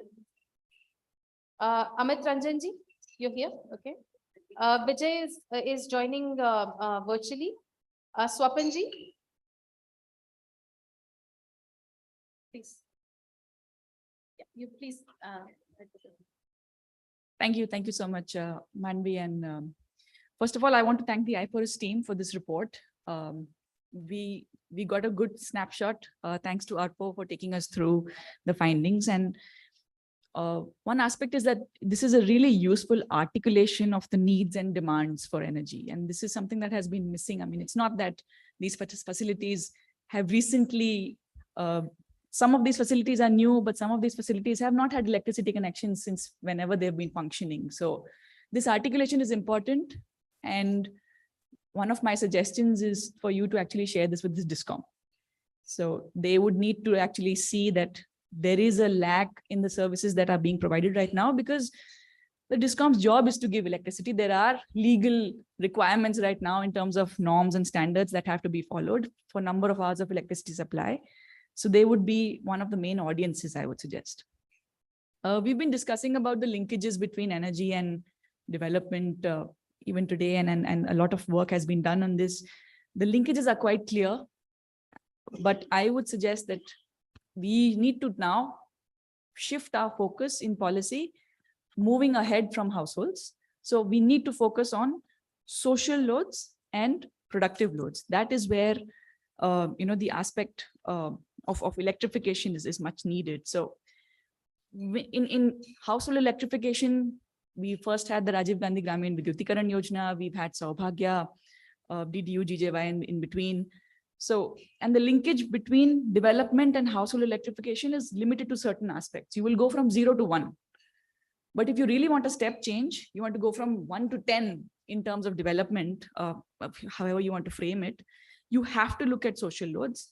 And then following that, you have to look at productive loads. So from 10 to 20 or 10 to 100 will be productive loads. But for right now, we are at 1 to 10 type of a stage.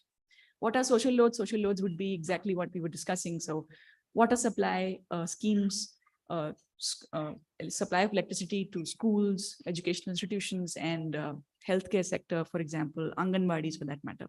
And this is something that this report very clearly identified, that these are locations right now which need focus. And if you look at the theory of change for energy for development, the output is right now improvement in service delivery in health services, in education services. And that will then eventually lead to your outcomes, like better health outcomes eventually. And that is what we're looking at in terms of development. We should also accept the fact that we are all talking about DRE right now, because frankly, the cost of DRE has reduced. That is a very important aspect. Solar PV costs a lot less right now than it did in 2016.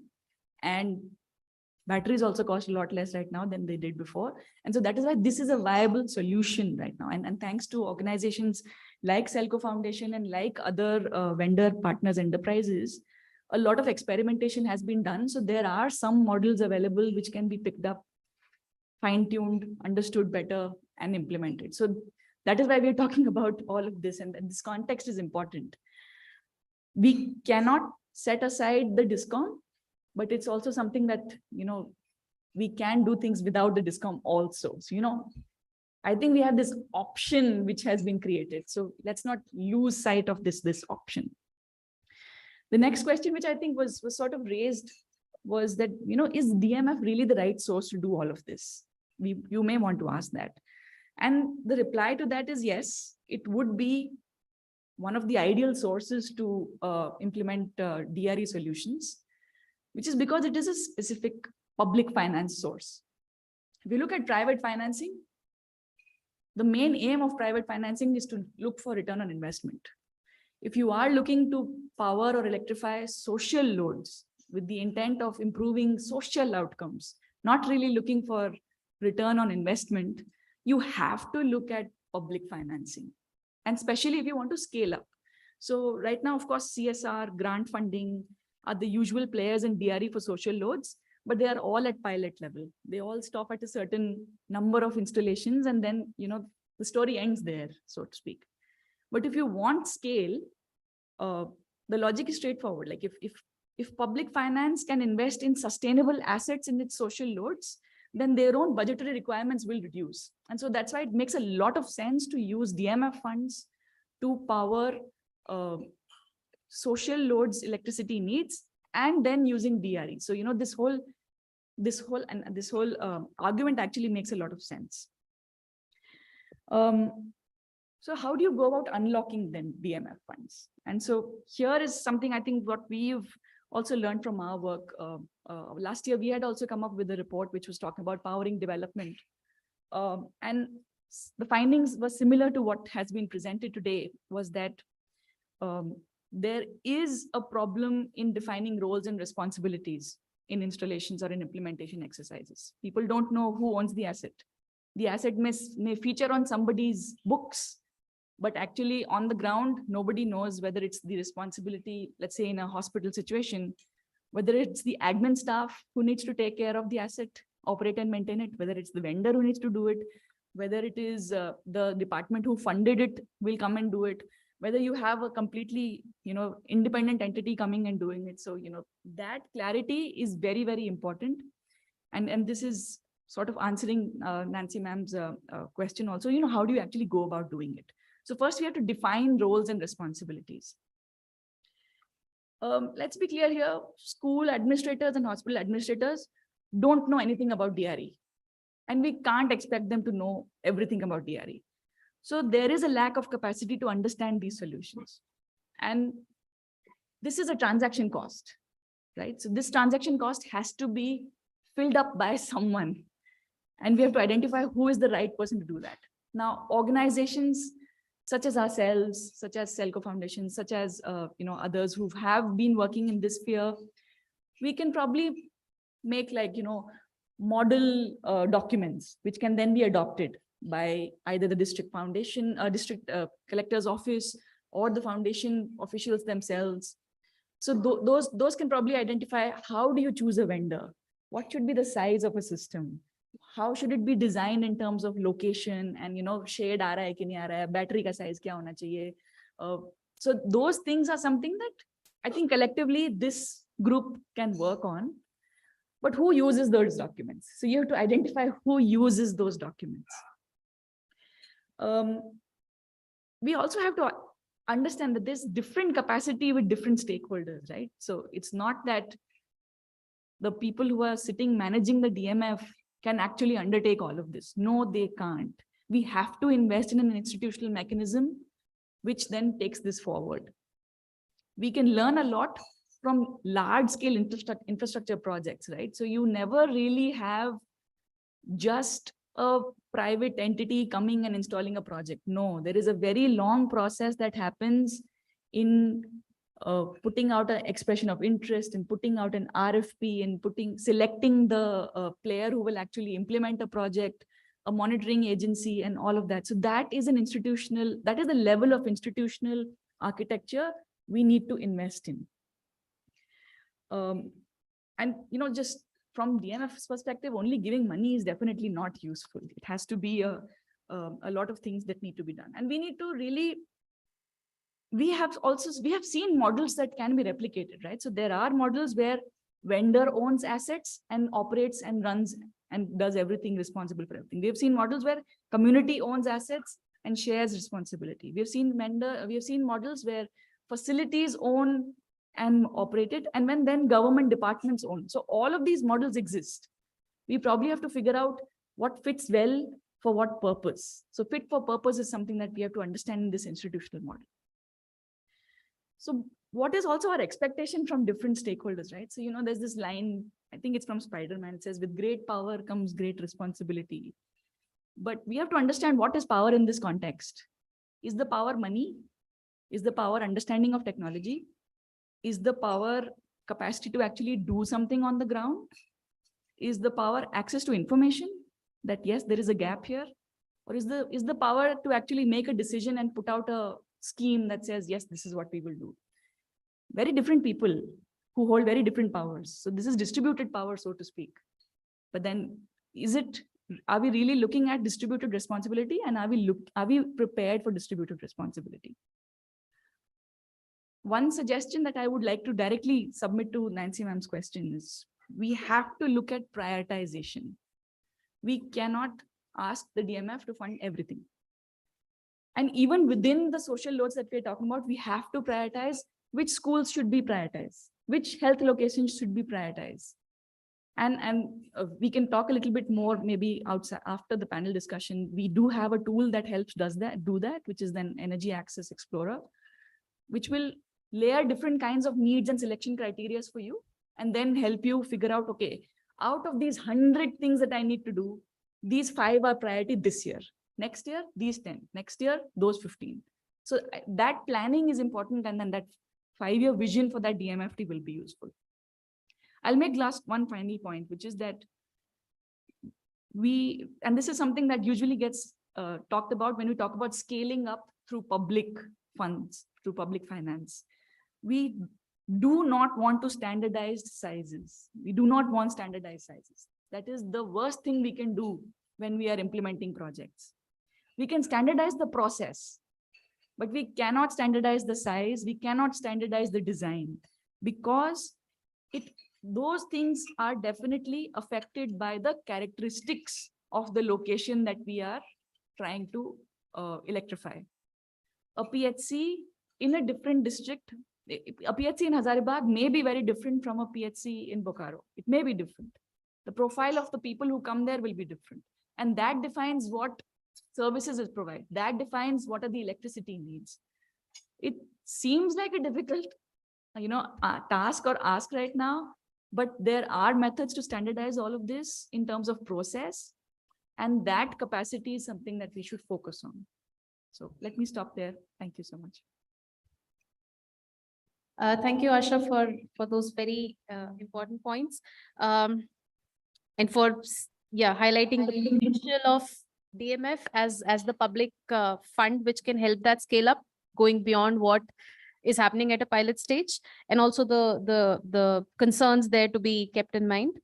I would now like to invite Ashok ji from Transforming Rural India Foundation. He's a director, to give his observations on the report and also his perspective on maybe solarization from a livelihood aspect. So over to you, sir. मैं iFOREST को धन्यवाद देना चाहूंगा कि आपने काफी objectivity के साथ झारखंड में जो एनर्जी की स्थिति है धरातल पर, उसको नंबर फिगर ऑब्जेक्टिविटी के साथ में रखा है, और अपॉर्चुनिटीज भी बताई हैं कि कहाँ काम कर सकते हैं, किस तरह के मॉडल्स हो सकते हैं, और डीएमएफ के रूप में एक रिसोर्स भी बताया है कि जहाँ से इन मॉडल्स को एग्जीक्यूट किया जा सकता है। तो इन माय ओपिनियन ये एक काफ़ी यूजफुल एक्सरसाइज रहा है और काफ़ी इंसाइट्स देता है हमें फर्दर इसके ऊपर में काम करने के लिए। तो आपने जो चीज़ें बताई हैं उसके अलावा मैं 3-4 चीज़ें और इसमें जोड़ना चाहूँगा कि जिस तरीक़ा से हम जब DRE की बात करते हैं तो टेक्नोलॉजी के बारे में बात करते हैं, इंफ्रास्ट्रक्चर के बारे में बात करते हैं, लेकिन एक जो ह्यूमन कैपेसिटी के ऊपर में इन्वेस्टमेंट है, हम जिनके लिए ये चीज़ें कर रहे हैं, जिस कम्युनिटी के लिए ये चीज़ें कर रहे हैं, हम उन पे कितना इन्वेस्ट कर रहे हैं। और बिलीव कीजिए ये जो ह्यूमन कैपेसिटी इन्हांसमेंट है, ये भी एक साइंस है। ये उतना ही डेलिकेट साइंस है जितना एक आर्टिफिशियल इंटेलिजेंस सिस्टम को डिजाइन करना या एक ग्रिड को डिजाइन करना, एक सोलर पैनल को डिजाइन करना, तो इसमें भी उतना ही ध्यान लगता है, उतना ही सेंसिटिविटी और उतना ही प्रिसीजन लगता है। तो ये काम कौन करेगा? हम जिनके लिए एनर्जी एक्सेस बना रहे हैं, इंफ्रास्ट्रक्चर क्रिएट कर रहे हैं, उसको जो इस्तेमाल करने वाले हैं उनके साथ कौन काम करेगा और कैसे करके काम होगा। और जो इम्प्लीमेंटेशन का जो तरीका आज से 10 साल 15 साल पहले था और अभी में काफ़ी परिवर्तन आ गया है। आज के दिनों में आप देखेंगे तो गांव में बहुत सारे सामाजिक संगठन हैं, चाहे वो पंचायत के रूप में हो, चाहे डिफरेंट पीपल ऑर्गेनाइजेशन के रूप में हो, महिला मंडल है, वहाँ पर ग्राम संगठन है, तो तमाम तरह के संगठन आ गए हैं और वो काफ़ी सक्षम है, उनका एक रेगुलरिटी है। तो हम क्या उनके साथ इंगेज होना सोच सकते हैं? जो बार बार हम यूटिलाइजेशन और ऑनरशिप का बात कर रहे हैं, तो जितना इन्वेस्टमेंट हम हार्डवेयर में कर रहे हैं उसका अगर कुछ परसेंटेज भी अगर उस सॉफ्टवेयर में उन इंसानों के साथ में हो तो मुझे लग रहा है कि हमें बेहतर रिजल्ट देखने के लिए मिलेंगे। हमने काफ़ी एक्सपीरियंस किया है, 50 से ज़्यादा ग्रिड को इंस्टॉल करने में काम किया है। तो मुझे मेरी जो समझ यही बनी है कि ये ह्यूमन कैपेसिटी में बहुत इन्वेस्ट करना पड़ेगा, इनके जो यूजर्स हैं उनके बीच काफ़ी इन्वेस्ट करना पड़ेगा। राइट फ्रॉम द डिजाइन, गांव में ग्रिड चाहिए कि नहीं चाहिए, जल मीनार चाहिए कि नहीं चाहिए, कहाँ पर लगेगा, कितने लीटर का टैंक लगेगा, पानी कहाँ तक जाएगा, कौन इसे चलाएगा, इन सब डिसीजंस में हम कैसे ये जो पब्लिक इंस्टीट्यूशंस हैं उनको हम कैसे शामिल कर सकते हैं, उसको मुझे लग रहा है कि बहुत ध्यान दे करके काम करने की जरूरत है, और इसे उतना ही अप्रिसिएट करना पड़ेगा जितना हम इंफ्रास्ट्रक्चर और टेक्नोलॉजी को अप्रिसिएट करते हैं। दूसरा चीज जो मैं बोलना चाह रहा था कि कुछ जो टारगेटेड इन्वेस्टमेंट होने चाहिए, जो आज के दिनों में काफी डिसरप्टिव टेक्नोलॉजीज आ गई हैं, बहुत सारी नई चीजें हो रही है जिनके ऊपर इन्वेस्ट करने की जरूरत है अपार्ट फ्रॉम द ट्रेडिशनल चीजें। जैसे हेल्थ सर्विसेज को लेकर के क्या हम जी लोकल के बारे में जानते हैं? एक नया तरह का इन्वेस्टमेंट है जिसमें आपको जो करंट आज के दिनों में CHC PHC या हेल्थ एंड वेलनेस सेंटर्स है, जिसको ऑगमेंट किया जा सकता है टेलीमेडिसिन ई संजीवनी के द्वारा, जिसमें एक पेशेंट अगर आता है तो उसका जो बेसिक टेस्टिंग है, उसका टेम्परेचर लेना, उसका ब्लड प्रेशर नापना, उसका हार्ट बीट चेक करना, उसका ऑक्सीजन लेवल चेक करना, ब्लड शुगर चेक करना, ये एक सिंपल गांव के जो आशा वर्कर है या जो ANM है वो कर सकती है। और एक ऑनलाइन एक डॉक्टर उसको ये सारा डेटा देख सकता है और उनको कंसल्ट कर सकता है। एक प्रिस्क्रिप्शन प्रिंट आउट होगा और वहीं पर एक मेडिसिन वेंडिंग मशीन भी होती है। जैसे हम एयरपोर्ट में देखते हैं कि वो नाचो के चिप्स निकल करके आते हैं, वैसे करके मेडिसिन की वेंडिंग होती है। तो आज जहाँ पर जितने हेल्थ एंड वेलनेस सेंटर्स बन रहे हैं, आयुष्मान केंद्र बन रहे हैं, क्या हम इनको एक एनर्जी, इसके लिए एनर्जी एक्सेस जरूरत होगा, रिलायबल एनर्जी एक्सेस जरूरत होगा। तो इस तरह की टेक्नोलॉजी को क्या हम ला सकते हैं, और खासकर रिमोट एरियाज में DMF में जो जिलों की बात हो रही थी, चाहे नवा मुंडी हो, चाहे हजारीबाग है या चतरा टाइप के जो ब्लॉक है जो काफी इंटीरियर्स हैं, वहां पर इस तरह की सुविधाएं मुझे लग रहा है कि ऑगमेंट कर सकती है। क्या हम रेड ग्रिड के बारे में जानते हैं? बांग्लादेश में इसका काफी प्रचलन हो रहा है, जहां पर तमाम तरह के छोटे बड़े ग्रिड या एक सिंगल सोलर पैनल को भी जोड़ा जा सकता है और एक decentralised network of solar panel खड़ा हो सकता है और एनर्जी ऑन डिमांड हो सकता है। मेरे पास 10 वाट का पैनल है, आपके पास 50 वाट का पैनल है, किसी के पास 15 एम्पियर आवर की बैटरी है, तो तीनों को वो कनेक्ट कर देता है। और चौथे आदमी को अगर दिन में मुझे बिजली की जरूरत नहीं है लेकिन किसी को जरूरत है अपनी फोटोकॉपी मशीन चलाने के लिए, तो बिजली उसको दिया जा सकता है और एट द एंड जो रेवेन्यू है वो शेयर हो जाता है। तो आज के दिनों में अगर इतने सारे पैनल्स लग रहे हैं, इतने ग्रिड बन रहे हैं, छोटे ग्रिड बन रहे हैं, बड़े ग्रिड बन रहे हैं, इन सबको क्या कुछ नेटवर्किंग किया जा सकता है? तो क्या हम उसके ऊपर भी सोच सकते हैं कि DRE के रिसोर्सेज या और कहीं से भी रिसोर्स ला करके इस तरह की टेक्नोलॉजी को रूरल एरिया में ला सकते हैं? ये दूसरा पॉइंट मैं बोल रहा था। तीसरा जो था कि ये फोकस ऑन लाइवलीहुड इन्वेस्टमेंट्स। ग्रामीण क्षेत्रों में जहाँ भी हम झारखंड के परिप्रेक्ष्य में देखेंगे तो लाइवलीहुड एक बहुत बड़ा अपॉर्चुनिटी है और बहुत बड़ा कंस्टेंट भी है। लोग गांव से इसीलिए निकल के जा रहे हैं कि वहाँ आमदनी के साधन नहीं है। किसी को 500 रुपया भी दिन में कमाना हो तो कोई अपॉर्चुनिटी नहीं है। तो एनर्जी बहुत तरह के लाइवलीहुड अपॉर्चुनिटीज को क्रिएट करता है, चाहे वो पीने का पानी हो या छोटे छोटे राइस मिल हो, दाल मिल हो, तेल मिल हो, उसका एक क्या एक बिजनेस प्लान हो सकता है। आज के दिन में फिट एक जो फिनेंशियल सर्विसेज प्रोवाइड करना गाँवों में, किसी को अगर वृद्धावस्था पेंशन मिली है तो उससे 200 रुपया निकालने के लिए उसको जो बैंक जाना पड़ता है, दैट इज 50 किलोमीटर दूर। क्या गांव में उस तरह का जो फिनटेक सर्विसेज है या जो रूरल सर्विसेज जो जहां पर इंटरनेट की जरूरत है, तो इस तरह के छोटे छोटे एंटरप्राइजेस के ऊपर में एनर्जी का इस्तेमाल कैसे हो सकता है, इसके ऊपर भी मुझे लग रहा है काम करने की जरूरत है। चौथा था स्किल फोर्स डेवलपमेंट। इतना ज़्यादा इन्वेस्टमेंट हो रहा है DRE के ऊपर में और आगे भी होने वाला है, तो उसको ऑपरेशन, मेंटेनेंस, इंस्टॉलेशन में क्या जो लोकल स्किल अपग्रेडेशन का क्या अपॉर्चुनिटी है? मुझे लग रहा है इसका एक बहुत ऑब्जेक्टिव असेसमेंट होना चाहिए कि कितना अपॉर्चुनिटी क्रिएट हो रहा है इस तरह के स्किल पर्सन पावर की, जो इन सबों को इंस्टॉल करने में, इसको मैनेज करने में और इसका ऑपरेशन एंड मेंटेनेंस में हेल्प हो सकता है, और क्या लाइवलीहुड अपॉर्चुनिटीज क्रिएट हो सकती है जब भी कोई DRE सोल्यूशन लोकल एरिया में डेवलप होता है। देन एक और जो सेक्टर है जो सीरियसली देखने की जरूरत है, रूरल ट्रांसपोर्ट को लेकर के।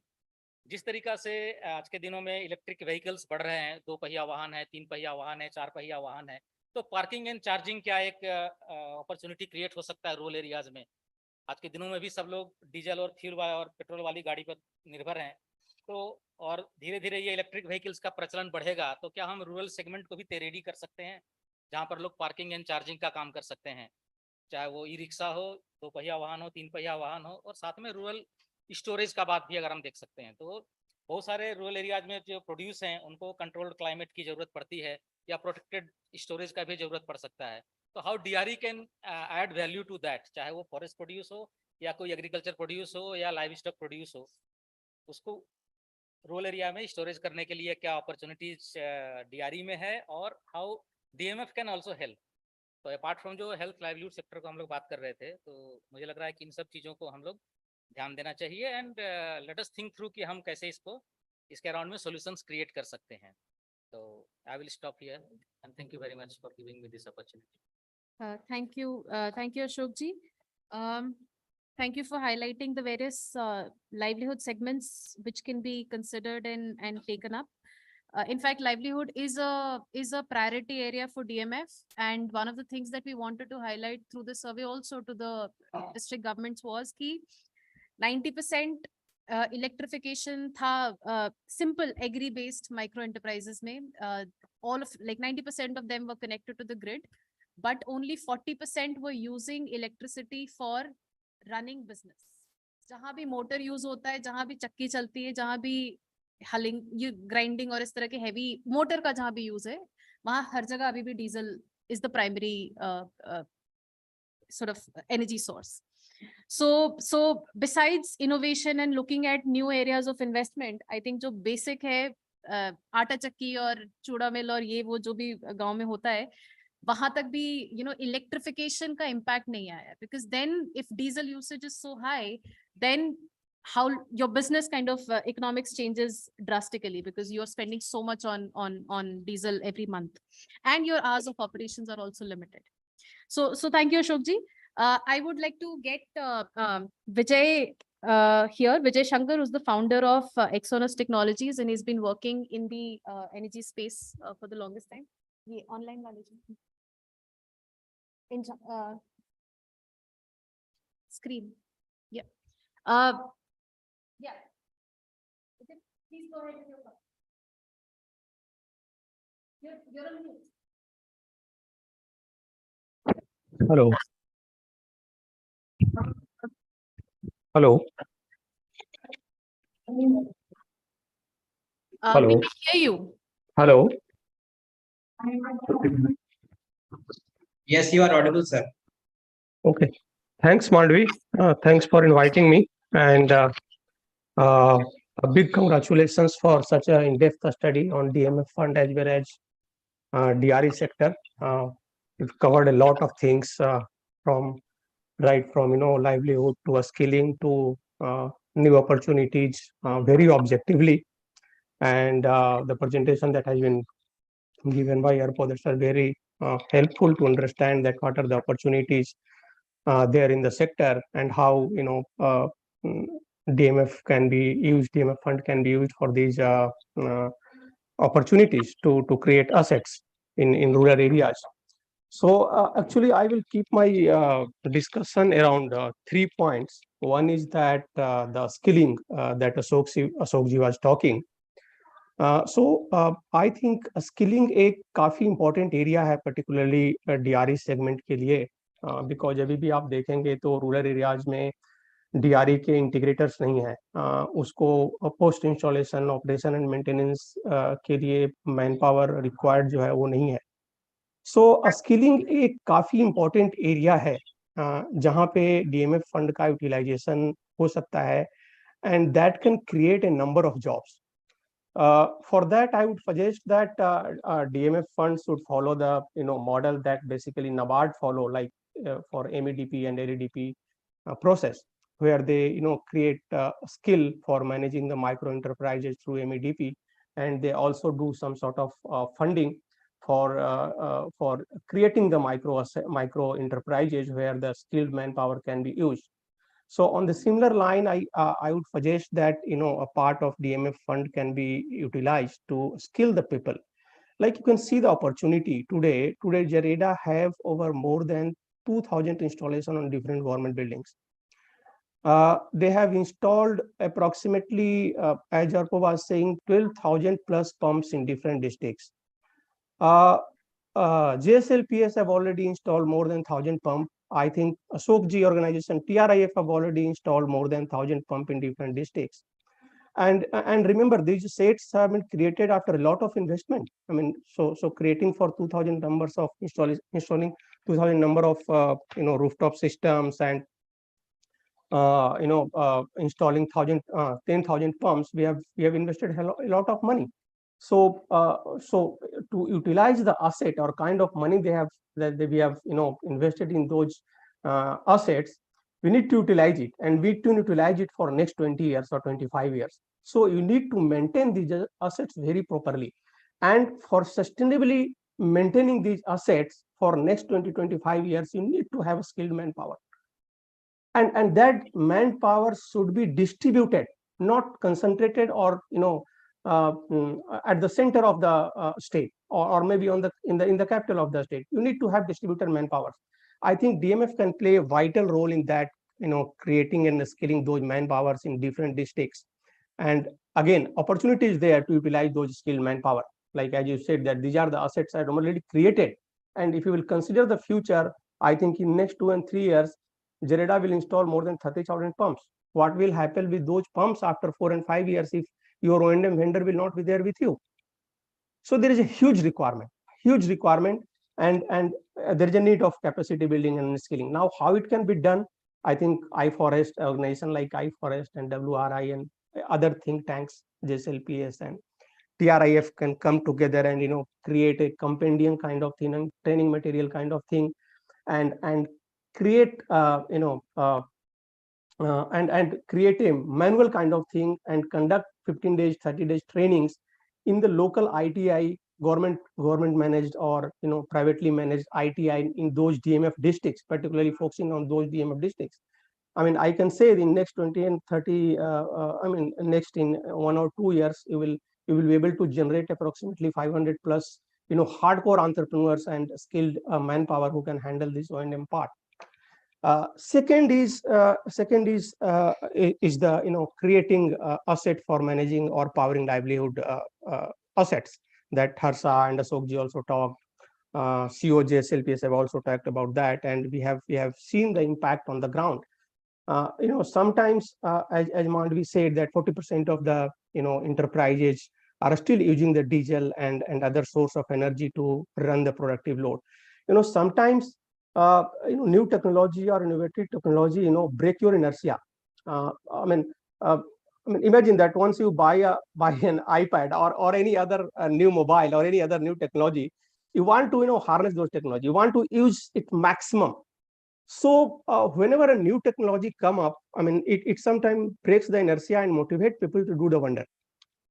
That's what we have. I mean, personally, I have seen. I remember when we first installed solar power on a connected a JSLPS funded dal mill in Mando block, and people started analyzing it. People from clean, people from different organizations come to see that how it is running. And you won't believe a person who was handling the O&M part of that mill, he started his own dal mill, and that's running on the solar power. And then he gone one step ahead. I think he has installed a Sortex machine that is the single Sortex machine that exists in the Jharkhand. And people from a small wholesaler and large wholesaler from Ranchi and different districts are sending those pulses to refine it in that Sortex machine. Now they are milling approximately 3 to 4 ton of different pulses every month. So this is the kind of power that that new technology have to create. So that is the second part. Third part is that I would like to see DMF from a I want to draw a parallel between DMF fund and typical impact fund. So what a typical impact fund do? They basically divide their funding for different sector. For example, take the Tata Trust. Under Tata Trust, we have n number of organizations. Suppose so like TRF is handling the mostly agri part. Sustain Plus is there. There are many other organizations who are managing the different verticals. So I would say, although I mean DMF have mandate, or I think I was just reading yesterday that they have allocation ratio for other development work and work related to or creating asset for infrastructure and water asset development, energy access, and all that. So I think the ratio is something around 60-40. So 60 for the normal development activity that covers basically education, health, sanitation and empowerment and capacity building, but still 40% fund you have for the this kind of activity. Even if you consider 50% of that 40%, it's a huge money. So if you consider 40% of the 250 crores annually, that is more than 100 crores. 40% of that 100 or 50% of that 100 crores is 50 crores. 50 crores is more than enough to do the skilling activity and create these assets which can power the livelihood centers. So I would say that we should convince DMF fund manager, which is most of the cases I think is the DC, that you allocate a certain capital per year for these activities. So out of say 10 crores or 15 crores or whatever, you just allocate these funds for this skilling activity, particularly related to DRE, and create the set. And the third thing is that maybe sometime use some capital as a risk capital. So one example that Ashokji was talking, like EV, we all know that EV have played a vital role to create the livelihood opportunity for the bottom of the pyramid people. If you will see in any district town or any city, including Delhi or any metro city, you see how these e-rickshaws are helping these people to create the and generate the income. So why not in rural areas? But the one problem that we have faced, particularly I have faced, is the funding challenge. So even for purchasing one rickshaw, he will have to take some loan around 1 lakh and 1.5 lakhs. From where this loan will come? If he will go to the typical bank will ask 10 number of documents. Apart from 10 number of documents, he will ask for the collateral. From here he will bring the collateral, which is nothing in hand. So maybe some sort of partial funding or some sort of risk capital comes in that way, that will help to create a wonder, I would say. Imagine that in a group of people have created a fleet for transportation in rural areas, for vegetable transportation, for other goods transportation. So that's a very important area. Third is that I would suggest to create a subcommittee. If you would ask my opinion, create a subcommittee under the DMF, particularly for DRE and creating the DRE-based livelihood opportunities, in which you might take one people from JEREDA, one people from JSLPS, one people from DC office, or maybe one or two people from think tank like you and WRI and other, and create a roadmap, create an annual work plan that, and in next 1 year I will cover these many activities, or these are the things that I will cover in the next 1 year, and this would be the modality, this would be the framework, this would be the roadmap. So the kind of fund they have can create a wonder, I would say. I would stop here. If you have any question, then you can ask later on or anytime. Sure. Thanks a lot. Thank you so much, Vijay, for your very comprehensive comments. I'd just like to mention two things regarding DMF specifically that you mentioned. About the subcommittee on renewables, I think that's a very good idea. What some of the DMFs are already doing, and which is kind of encouraging also, is that they have engaged green fellows to help them study renewable and climate related things and also make suggestions. So some of awareness at that level of renewables and DRE related things. Though it is limited in capacity, it's perhaps one guide running around, but at least that's a start. Yes, great. Yeah, and the second part about planning for investments, you talked about how impact funds deal with so much money and manage it. I think that's something that we have also been communicating to them. In fact, with they have to do it now at this stage with the 5-year plan to be developed. I think it's going to be a more complex and complicated task than what they had been doing or used to doing earlier. And from that perspective, I think this conversation and this such engagements that we're doing are very rightly timed, so that this kind of energy becomes a little bit more important than a side investment for them. Great. Thanks. So thank you so much. I will now invite Swapanji. He's who is the secretary of Srijan Foundation, and they have been working a lot in the women and children welfare side.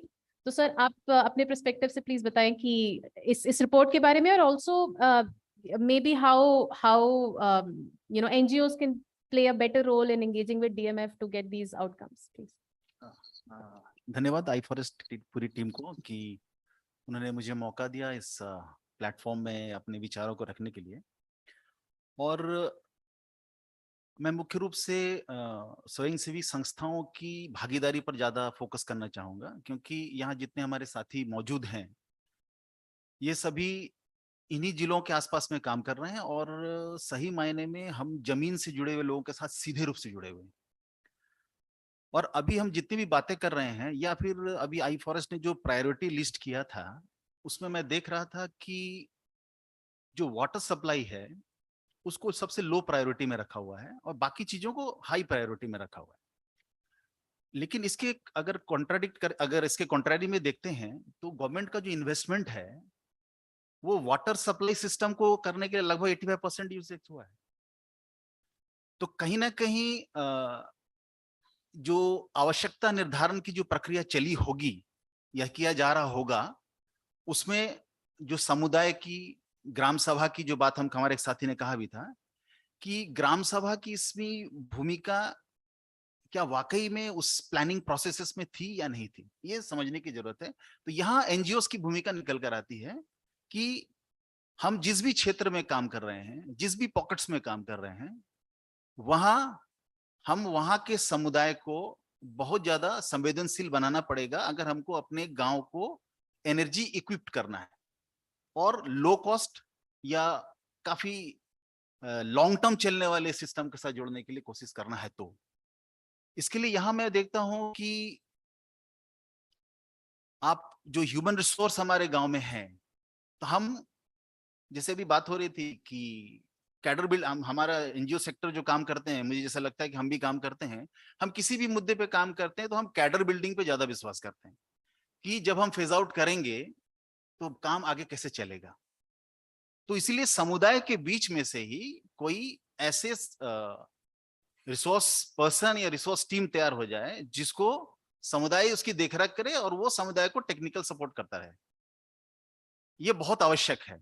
ये हम इस belief और विश्वास के साथ हम काम करते हैं।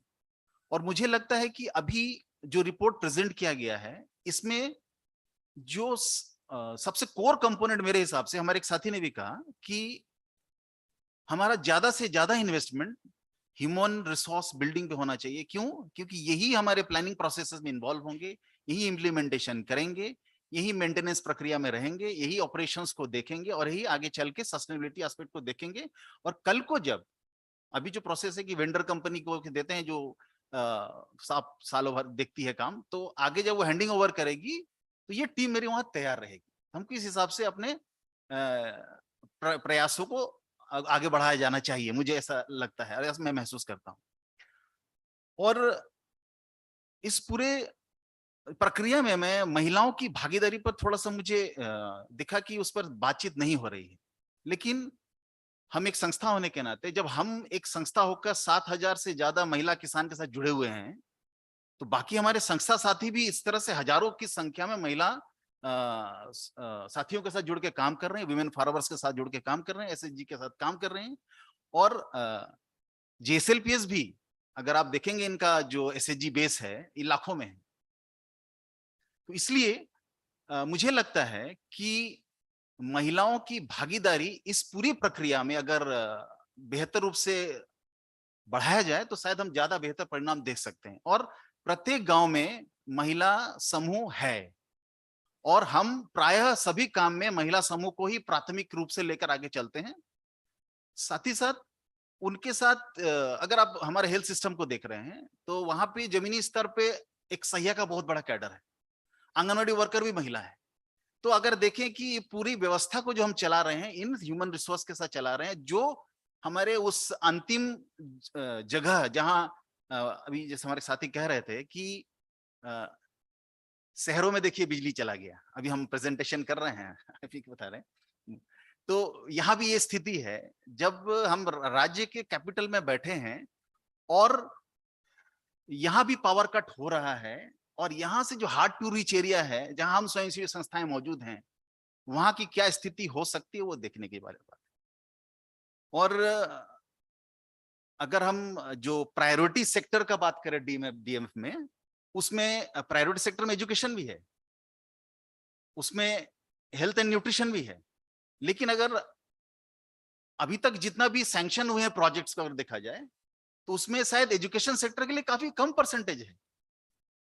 लेकिन हम जब वीमेन एंड चाइल्ड वेलफेयर की बात प्रायोरिटी सेक्टर में रखे हैं तो इसका मतलब वैसे सारे फैसिलिटीज जहां महिलाओं को सीधा बेनिफिट हो सकता है, बच्चों को सीधा बेनिफिट हो सकता है, उस पर भी ज्यादा फोकस देने की जरूरत है। आज हमारा ग्रामीण क्षेत्रों में, सुदूर जगहों में स्कूल्स को अगर देखें, क्या हम वहां परिकल्पना कर सकते हैं स्मार्ट क्लासेस की? क्या हम वहां कंप्यूटर सेंटर्स या स्कूल में कंप्यूटर के क्लासेस को लेकर कर सकते हैं क्या? नहीं कर सकते हैं। तो इसका मतलब जब हम इस प्लानिंग प्रोसेसेस में जाए तो नो डाउट कि एनर्जी को हमने 40% वाले कैटेगरी में रखा हुआ है, लेकिन अगर देखा जाए तो दोनों एक दूसरे के साथ जुड़े हुए हैं। अगर आपको प्रायोरिटी सेक्टर के जरूरतों को पूरा करना है, आपको तो जो अदर प्रायोरिटी सेक्टर है उसमें भी काम करने की जरूरत पड़ेगा। और हम ग्रामीण क्षेत्र के लोग, जिसमें महिलाओं का अगर कृषि कार्य को देखें, एंगेजमेंट लगभग 80 to 85% है। 90% महिलाएं एग्रीकल्चरल एक्टिविटीज में एंगेज्ड हैं। लेकिन वाटर साइड का जो काम है वो अदर प्रायोरिटी सेक्टर में। तो ये वाला एक थोड़ा सा कहीं ना कहीं सोचने की जरूरत है इसमें, और इसमें चिंतन करने की जरूरत है। और अभी जो डिस्ट्रिक्ट लेवल कमिटीज वगैरह की बात हो रही है, तो उसमें हम देखते हैं कि हम जैसे एनजीओ का उसमें क्या एक मेंबरशिप हो सकता है क्या? जब ये डिस्ट्रिक्ट बेस्ड है तो उस डिस्ट्रिक्ट में काम करने वाली स्वयंसेवी संस्थाएं जो डायरेक्टली वहां मौजूद हैं, हमको लगता है कि उनके रिप्रेजेंटेटिव को भी इस प्लानिंग प्रोसेस में जोड़ना चाहिए। तो शायद हम, चूंकि स्वयंसेवी संस्थाएं एक ब्रिज के रूप में काम करती हैं, सरकार के पास स्कीम है, पैसा है, प्रोग्राम सब कुछ है। समुदाय के पास क्या है? उसके पास जमीन है, उसके पास नीड है, उसके पास जरूरतें पड़ी हुई हैं। अब इस दोनों को ब्रिज करने का काम हम एजेंसीज का है। तो आज इस प्लेटफॉर्म में बैठ के इतने सारे साथी हमारे मौजूद हैं, अगर हम लोग सभी लोग पॉजिटिविटी को लेके, मैं इस पर ज्यादा बिलीव करता हूं, आप पॉजिटिव अप्रोच को लेके काम करें और एक ऐसा आंदोलन खड़ा करें जहां कम्युनिटी इन्वॉल्वमेंट, ग्राम प्लानिंग प्रोसेस हो सके, ये सुनिश्चित करने का कोशिश किया। तो इस तरीके से अगर एक एक एस्पेक्ट को देखा जाए तो शायद हम सब ज्यादा बेहतर लोगों के जुड़ाव को सुनिश्चित कर सकते हैं। किनके लिए? जिनका वेलफेयर की हम बात कर रहे हैं। आज हम माइनिंग एरिया में काम जरूर कर लेंगे, प्रभावित कौन है? वो कम्युनिटी के लोग हैं। और उस कम्युनिटी को क्लीन एयर का मामला है, उस कम्युनिटी को रेगुलर लाइवलीहुड का मामला है, उस कम्युनिटी को इनकम जनरेशन के साथ जोड़ने का बात है, उनको हेल्थ सर्विसेज का जरूरत है, उनको न्यूट्रिशन सर्विसेज की जरूरत है, उनको और जो भी ड्रिंकिंग वाटर की भी जरूरत है। इसको पूरा करने के लिए उनको हमको इसमें जोड़ना की जरूरत पड़ेगा, उसमें हमको काम करने की जरूरत है। आज हमारे बाकी साथियों ने भी कहा कि अगर हम अभी भी देखें तो गवर्नमेंट के जो सप्लाईज होते हैं, फार्मर्स को सप्लाई करते हैं, हम लोग पंप सेट सप्लाई कर रहे हैं, हैंड जो छोटा छोटा ट्रैक्टर है वो भी देते हैं, कम्युनिटी को सपोर्ट करते हैं सरकार की तरफ से, लेकिन वो सारा डीजल ऑपरेटेड है। तो ये एक बड़ा यक्ष प्रश्न बन रहा है, क्या हम समुदाय के सामने बात कर रहे हैं ऑल्टरनेटिव एनर्जी के बारे में और उनको वही कन्वेंशनल एनर्जी वाला चीज दे रहे हैं, जिससे उसको कॉस्ट ऑफ लिविंग उसका गड़बड़ा सकता है, उसको मार्केट डिपेंडेंट होना पड़ेगा। क्योंकि अगर आप पिछले 4-5 सालों को देखें तो जो ग्रेजुअली जो डीजल के प्राइसेस बढ़ रहे हैं या बाकी सभी चीजों के प्राइसेस बढ़ रहे हैं, तो उससे किसान उसको इस्तेमाल करने की स्थिति में आज नहीं। तो इसलिए बहुत जरूरी है कि community involvement, community cadre building, ये सारे चीज पे हमको अब इस तरीके से पुनः चिंतन करने की जरूरत है, जिससे कि हम अगर आप iFOREST के इस स्टडी को देखेंगे, उसके बाद लगता है कुछ बोलने का ही नहीं। उन्होंने वैसे सारे बिंदुओं को रखा है अपने रिपोर्ट्स में कि हम सोलर विलेज का कॉन्सेप्ट लेके आ रहे हैं। सोलर विलेज मीन्स क्या? और हमारे साथी ने कहा कि अलग अलग लोगों के पास फैसिलिटीज है, तो उसको कैसे हम नेटवर्क कर सकते हैं, जोड़ सकते हैं लोगों के बेहतरी के लिए। कुछ और ऑल्टरनेटिव्स उन्होंने बताया। तो उस दिशा में हमको चिंतन करने का जरूरत है। और यहाँ एनजीओस के पास ऐसा कहा जाता है कि स्वयंसेवी संस्थाएं इस बात के लिए भी बहुत ज्यादा अपना नाम अर्जित करती हैं कि हमको, हमारी आदत है इनोवेशन करने का, हम नए नए चीज इनोवेट करते हैं। तो क्या हम सरकार के सामने कुछ नया नया मॉडल विलेज क्रिएट करके दे सकते हैं क्या? क्या डीएमएफ में या सरकार के बहुत सारे स्कीम्स या बहुत सारे फ्लैगशिप प्रोग्राम्स हैं जिसमें से हम कुछ रिसोर्सेस को लेकर मॉडल क्रिएशन कर सकते हैं क्या? क्या कोई हम विलेज को अडॉप्ट करके काम कर सकते हैं क्या? और हम जिनके लिए काम कर रहे हैं उनकी भागीदारी कैसे सुनिश्चित हो, ये ज्यादा से ज्यादा चिंतन और सोचने की बात है।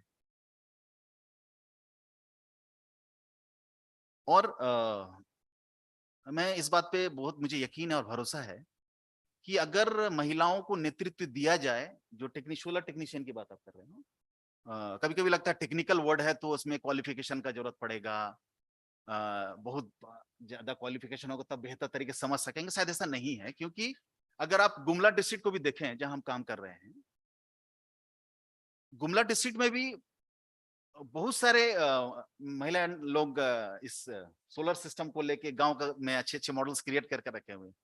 और वहां जब हम कैडर बिल्डिंग का प्रोसेस करें, प्रक्रिया को चलाएं, तो उसमें इस बात को जरूर रखा जाए कि जो भी कैडर डेवलप कर रहे हैं उनका exposure to the real sites जहां एक्चुअली काम हो रही है, उन महिलाओं से बात करवाया जाए, उन एंटरप्रेन्योर से बात करवाया जाए, ताकि वो कैसे आगे बढ़ रहे हैं। आप अपने एरिया में कर सकते हो तो आप भी कर सकते हो, इस तरीके से देखने का जरूरत पड़े।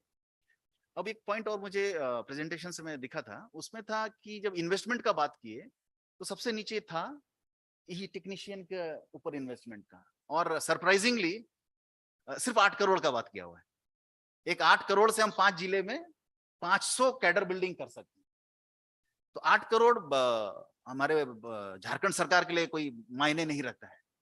अगर कैडर बिल्डिंग पूरे स्टेट के लिए करने की बात हो तो क्या, जैसे हमारे साथी ने कहा कि जिस पे ज्यादा इन्वेस्ट करना है उस पे कम हो रहा है, क्योंकि आपको लोगों को ऐसे तैयार करना पड़ेगा, कल जब ये फंड अवेलेबिलिटी कम होगी तो वो उस स्थिति में बन गए होंगे, उस स्थिति तक तैयार हो चुके होंगे कि वो अपने नीड्स को पूरा करने के लिए सरकार के पास डिमांड रखें। और हमको कम्युनिटी बेस्ड काम करने से ज्यादा कम्युनिटी ड्रिवन काम करने का जरूरत है। और इसमें विमेन के साथ साथ एक बहुत बड़ा चंक है जो गांव एरिया में है, जो साधारणतः माइग्रेट कर रहा है, वो youth involvement in this process कैसे हम अचीव देख सकते हैं, उसको भी थोड़ा सोचना है हमें। और साथ ही साथ मैं एक भी और भी कहना चाहूंगा, बहुत सारी बड़ी बड़ी कंपनियां भी इसमें काम कर रही हैं, सपोर्ट करती हैं। कैसे company, government, NGO sector, community, सबका मिला के एक नेटवर्क क्रिएट किया जा सकता है, जिसमें हम सब मिलके अपने प्रदेश की बेहतरी के लिए, अपने प्रदेश के एनवायरनमेंट को क्लीन करने के लिए, एनर्जी सस्टेनेबल बनाने के लिए हम काम कर सकते कि नहीं कर सकते, वो भी देखने का जरूरत है। क्या हम उस तरफ कुछ रिसर्च कर रहे हैं, क्या जरूरत पड़ेगा ये। और बहुत सारी एजेंसीज अभी क्लाइमेट चेंज पर हम लोग काम कर रहे हैं, और ये मुझे खुशी है कि लगभग सभी अभी यहाँ जो मौजूद हमारे साथ टीटी एजेंसीज हैं जो ऑल्टरनेटिव एनर्जीज पे काम कर रही हैं या रिन्यूएबल एनर्जी पे काम कर रही है, सभी के साथ बैठने का मौका मिला उनके वर्कशॉप्स में, और जिससे एक बेनिफिट ये हुआ कि संस्था का जो काम करने का तौर तरीका है, अब उसमें एनर्जी को हम इनकॉर्पोरेट कर रहे हैं। पहले हमको सिर्फ बच्चे का एजुकेशन दिखता था, लेकिन अब उस एजुकेशन के लिए भी क्या फैसिलिटीज है वो भी हमको देखने का जरूरत है। विमेन को इंस्टीट्यूशनल डिलीवरी इंश्योर करने की बात कर रहे हैं, तो क्या उस इंस्टीट्यूशन जो बनकर पड़ा हुआ है, जहां सोलर सिस्टम कुछ है ना, रोड तक नहीं है, आपने जिसका बागमारा का एग्जाम्पल कोट किया है, तो हम इंस्टीट्यूशन डिलीवरी कहाँ करना चाहते हैं? जहां डॉक्टर 1 घंटे के लिए आते हो और नहीं आते हो, बिजली ना हो, तो क्या हम महिलाओं के लाइफ को रिस्क में डालने के लिए प्रयास कर रहे हैं? इसीलिए सभी जो अलग अलग डिपार्टमेंट्स हैं उनके बीच में भी हमको साथ बैठने का, inter departmental discussions, meetings, plannings भी करने की जरूरत पड़ेगी, जिससे कि मेरा दायित्व है ये करना है, हम कर देंगे, आपकी दायित्व है आप ये फैसिलिटीज को बढ़ाइए, सप्लाईज को बढ़ाइए, डॉक्टर अवेलेबिलिटी को बढ़ाइए, तब हम शायद बेहतर सेवाएं और हमारे बच्चों तक पहुंचा सकते हैं, हमारी महिलाओं तक पहुंचा सकते हैं, हमारे युवाओं तक पहुंचा सकते हैं। और इसमें एक जो तब हाई प्रायोरिटी में रखा हुआ है एजेड एंड डिसेबल्ड, हम उन तक भी पहुंच सकते हैं जहां ज्यादा जरूरत है। इसीलिए मुझे लगता है कि एक एनजीओ होने के नाते हम अपनी आवाज को इस तरह से बुलंद करें कि सरकार, और पॉजिटिविटी के साथ, मैं हमेशा इस पे बिलीव करता हूं कि अगर आप पॉजिटिव सोच के साथ और एक प्रोडक्टिव सोच के साथ एक कुछ योजनाबद्ध तरीके से आपके पास कुछ प्लान है, इनोवेटिव आइडियाज है, उसको लेकर अगर आप सरकार के साथ बात कर रहे हो, इस तरह के नेटवर्क के साथ बात कर रहे हो, तो मुझे लगता है कि हम ज्यादा बेहतर परिणाम ला सकते हैं for the welfare of the rural community. और हम स्वयंसेवी संस्थाएं ज्यादातर फोकस करते हैं रूरल एरियाज में, और अर्बन एरिया में जो है वो फैसिलिटीज मिली जाती है और एजेंसीज बहुत सारे काम कर रही हैं। तो रूरल एरिया को प्रॉपरली और बेहतर जगह तक पहुंचाने के लिए, चाहे वो लाइवलीहुड का सेक्टर हो, चाहे एग्रीकल्चर सेक्टर हो, चाहे स्किल बिल्डिंग या बिजनेस एंटरप्रेन्योरशिप को डेवलपमेंट का सेक्टर हो, वहां पे लेना है, हमको उस पर ध्यान देने का जरूरत है और ज्यादा फोकस करने का जरूरत पड़ेगा। और अभी इस बात में मैं पूरा सहमत हूं और मैं चाहता हूं कि ये जो 5 इयर्स पर्सपेक्टिव प्लान है ये ज्यादा से ज्यादा तरीके से किया जाना चाहिए। 1 ईयर शॉर्ट टर्म प्लानिंग हमको लगता है कोई सस्टेनेबल इफेक्ट के लिए फायदेमंद नहीं है। इसीलिए जब भी प्लान करो तो वो लॉन्ग टर्म प्लानिंग होना चाहिए, और मैं इसका सहमत करता हूँ, जिससे कि हम ज्यादा बेहतर परिणाम दिखा सकें। और इससे पूरे प्रदेश में हो सकता है कि सभी डिस्ट्रिक्ट्स में मिनरल्स या डीएमएफ का फंड नहीं उतना है, तो यहाँ से तो लर्निंग लेके हम कुछ ऑल्टरनेटिव काम निकाल अलग अलग जिलों में कर सकते हैं। हम सीखें, पहले सीख लेते हैं, उसके बाद हम शेयर करेंगे, हम उसका एक्सपोजर करेंगे, दिखाएंगे लोगों को। कुछ दिखाना है तो पहले सीख लीजिए, तब करिए। थैंक यू, मैं इतना ही कहना चाहता हूं। थैंक यू सो मच स्वपन जी, आपने बहुत सारे इम्पोर्टेंट मुद्दों को टच किया, बट जो सिनर्जीज वाली पॉइंट थी वो सब आई थिंक बहुत इंपॉर्टेंट है, बिकॉज विदाउट एक चीज से होगा नहीं। Like we talk about ecosystem development, तो वो स्कूल सुधारना है या हॉस्पिटल सुधारना है, तो every element has to come together for that outcome to take shape. So thank you so much. My last speaker in this panel is actually Amit Ranjan, who's co-founder and lead business development at Sologics, which is a solar installer company here. And the reason why we wanted to have somebody from the technology or installation side also here is because one of the key things that we keep hearing again and again in our district level conversations, also in any conversation in fact, is with respect to solutions for ensuring sustainability. So I'd be really grateful if you could just provide your perspective. Yeah. धन्यवाद मानवी। पहले तो मैं धन्यवाद देना चाहूँगा आप लोगों को कि आप लोगों ने काफ़ी अच्छा कम्प्रिहेंसिव रिपोर्ट बनाया है, और जो कि सारे की एस्पेक्ट्स को कवर कर रहा है और हम लोगों का काफ़ी नॉलेज बढ़ा रहा है इस चीज़ के बारे में। डीआरई जो है वो विलेज कम्युनिटी के लिए हमारे देश में काफ़ी अच्छा अवसर लेके आ सकता है, जिसमें कैपेसिटी बिल्डिंग हो सकती है, लाइवलीहुड का काम हो सकता है, लाइटिंग का काम हो सकता है, वाटर सप्लाई के लिए कर सकते हैं, बहुत सारे काम कर सकते हैं। अभी जितना प्रमोशन होना चाहिए डीआरई का, जितना लोगों को जानना चाहिए, उतना लोग जानते नहीं है इसके बारे में। किसी भी नई टेक्नोलॉजी के एडॉप्शन में सबसे की एस्पेक्ट ये है कि टेक्नोलॉजी को सही ढंग से काम करना चाहिए। जो यूजर उसको यूज कर रहा है उसके सामने उसको कॉन्फिडेंस आना चाहिए टेक्नोलॉजी वर्क करती है और मेरे को फायदा हो रहा है। जहाँ पे हम डीआरई की बात करते हैं, डिस्ट्रीब्यूटेड रिन्यूएबल एनर्जी है, ये छोटे छोटे प्लांट लगेंगे, बहुत छोटे छोटे न्यूमरस प्लांट लगेंगे, 20,000 30,000। अगर हम विलेज की बात करें, पूरे झारखंड की बात करें, में भी लैक्स में जा सकता है अगर एडॉप्शन होगा तो। और एडॉप्शन होने के बाद जो है हमारे विलेज जो है खुद एनर्जी सोवरेन हो सकते हैं, अपना लाइवलीहुड लोगों को वहाँ मिलेगा। हमारे गांव दाल प्रोड्यूस करते हैं और दाल वहीं मिल होगा, वहीं खाएंगे, तो ऑब्वियसली उनको सस्ता पड़ेगा, उनको लाइवलीहुड में भी हेल्प हो रहा है और उनको अपनी जरूरत भी पूरी हो रही है। आटा मिलिंग कर सकते हैं, पानी का हो गया, बिजली पे डिपेंडेंट नहीं रह सकते हैं। जैसा कि आपने कहा कि कभी कभी होता है कि फंक्शन नहीं कर रहे हैं सिस्टम फंक्शन नहीं करने का बहुत सारा रीजन हो सकता है। सबसे बड़ा रीजन मुझे जो लगता है कि जो लोगों के पास अवेयरनेस होनी चाहिए कि अगर मेरा सिस्टम फंक्शन नहीं कर रहा है तो किसको कॉल करना है, किस पर्सन को रीच आउट करना है। अभी हम सब ने बात की कुसुम प्रोग्राम की। कुसुम प्रोग्राम में मुझे लगता है रफली 15,000 प्लस सोलर पंप बांटे गए, लेकिन क्लियर मैसेज नहीं गया है। ऐसा नहीं कि मैकेनिज्म प्लेस नहीं है, मैकेनिज्म है वहां पर कि कैसे उसको ठीक किया जाए अगर कुछ खराब होता है तो।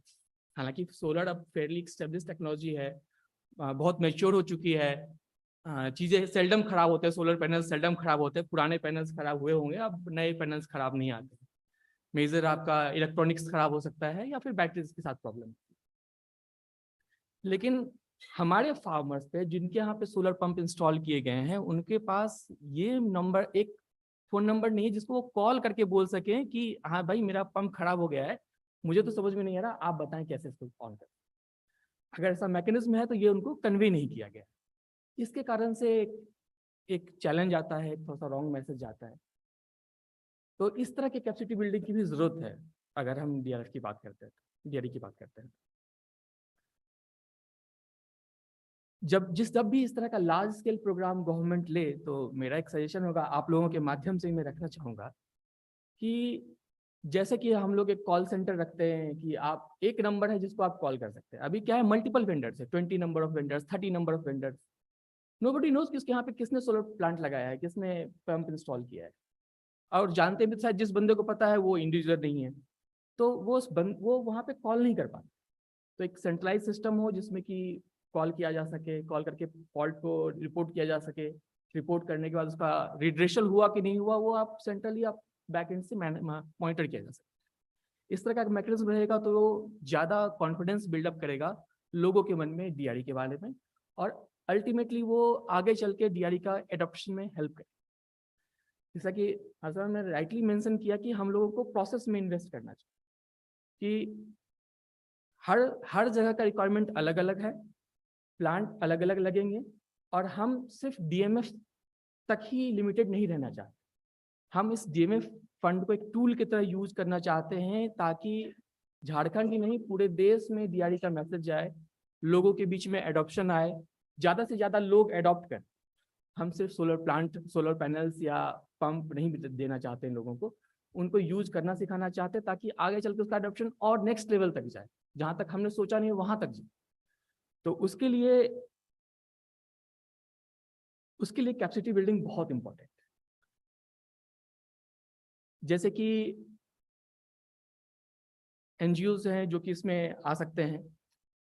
बहुत जगह पे प्लांट इंस्टॉलेशन होता है, उसकी ऑनरशिप कोई नहीं लेता है। कम्युनिटी का आपने दे दिया है, कम्युनिटी में कौन करेगा भी तो नहीं, ग्रामीण कम्युनिटी है उसमें से कोई कहा कि नहीं हम नहीं कर सकते हैं। अब फॉल्ट क्या क्या आ सकता है, जैसे सोलर पैनल से मोस्ट ऑफ कोई फॉल्ट नहीं आते। फॉल्ट आते हैं बैटरी में किसी ने पानी नहीं डाला, बैटरी बेकार। सिर्फ 10 रुपए का पानी का बोतल अगर 2 महीने में डाल देते तो वो बैटरी खराब नहीं होती, लेकिन एक बार जब खराब हो गई तो फिर उसको रिप्लेसमेंट कॉस्ट है, दैट इज ह्यूज। तो एक अवेयरनेस प्रोग्राम, एक कैपेसिटी बिल्डिंग प्रोग्राम, एक ऑनरशिप लेने का जो मैसेज है वो कम्युनिटी तक जाना चाहिए हर प्रोग्राम के साथ। फिर मोस्ट ऑफ फॉल्ट जो होते हैं, जैसा कि अर्पिता ने मेंशन किया था, कि बहुत ही ट्रिवियल इन नेचर है। पाइप टूटा हुआ है इसलिए सोलर पंप फंक्शन नहीं कर रहा है, तार छूटा हुआ है इसलिए फंक्शन नहीं कर रहा है। अगर इन्वर्टर है तो इन्वर्टर में क्या होता है, कभी कभार जिस लोड के लिए डिजाइन किया गया है वहाँ मान लीजिए कोई शॉर्ट सर्किट हो गया, इन्वर्टर ट्रिप कर गया है, इन्वर्टर को कैसे रीसेट करना है ये लोगों को पता नहीं। तो रीसेट करने के लिए उनको पता नहीं है वो किसको कॉल करेंगे, वेंडर उसको रिस्पॉन्ड करेगा कि नहीं करेगा, और वेंडर भी समझ रहा है कि वो फॉल्ट जो है वो ट्रिवियल इन नेचर है। वहाँ पे कोई बंदा अगर समझदार हो, मोस्ट ऑफ लोग स्क्रीन पर देख के गांव वाले डर जाते हैं कि पता नहीं क्या हो जाएगा, छुएंगे तो कुछ प्रॉब्लम ना हो जाए। तो इस तरह का एक कैपेसिटी प्रोग्राम साथ में जब हम लोग इंस्टॉलेशन कर रहे हो तो एक ट्रेनिंग प्रोग्राम भी होना चाहिए, जिसमें कि लोग ट्रेन हो सके कि ठीक है नॉर्मल फॉल्ट हो गया कोई बात नहीं है, सो कैसे रीसेट करना है, रीसेट करने के बाद कैसे उसको वर्किंग स्टेज तक लेके आना है। अनलेस अनटिल कोई मेजर फॉल्ट नहीं होता है तब तक वेंडर की जरूरत नहीं पड़ती कि वेंडर वहां पर जाए उसको रिप्लेस करे, और अगर होता है तो रिप्लेसमेंट करने का ऑलरेडी एक मैकेनिज्म प्लेस है। लेकिन जो स्मॉल फॉल्ट है कि ओवरलोड फॉल्ट हो गया, थोड़ा सा शॉर्ट सर्किट फॉल्ट हो गया, तो इस तरह के फॉल्ट को वहीं पर उसी जगह पर किया जा सकता है। हम लोगों ने एक छोटा सा प्रोग्राम किया था यूनाइटेड नेशन के साथ में। तो हमारा एक प्लांट लगा हुआ है पतरातू में, वो मल्टीग्रेन प्रोसेसिंग यूनिट है। हमने वहाँ पर जो लोकल कम्युनिटी थी, जो उसको चलाने वाली महिलाएं थी, उनको ट्रेन किया। उनके साथ में वहाँ के 2-3 लड़कों को भी ट्रेन किया कि मे बी वो इजीली बटन तो कम से कम प्रेस कर सकते हैं कि क्या करना है। ऐसा मैं नहीं कहता कि फॉल्ट नहीं आते हैं, फॉल्ट आते हैं, मगर वो इजीली क्लियर कर लिए जाते हैं वहीं से, मुझे किसी को भेजने की जरूरत नहीं पड़ती।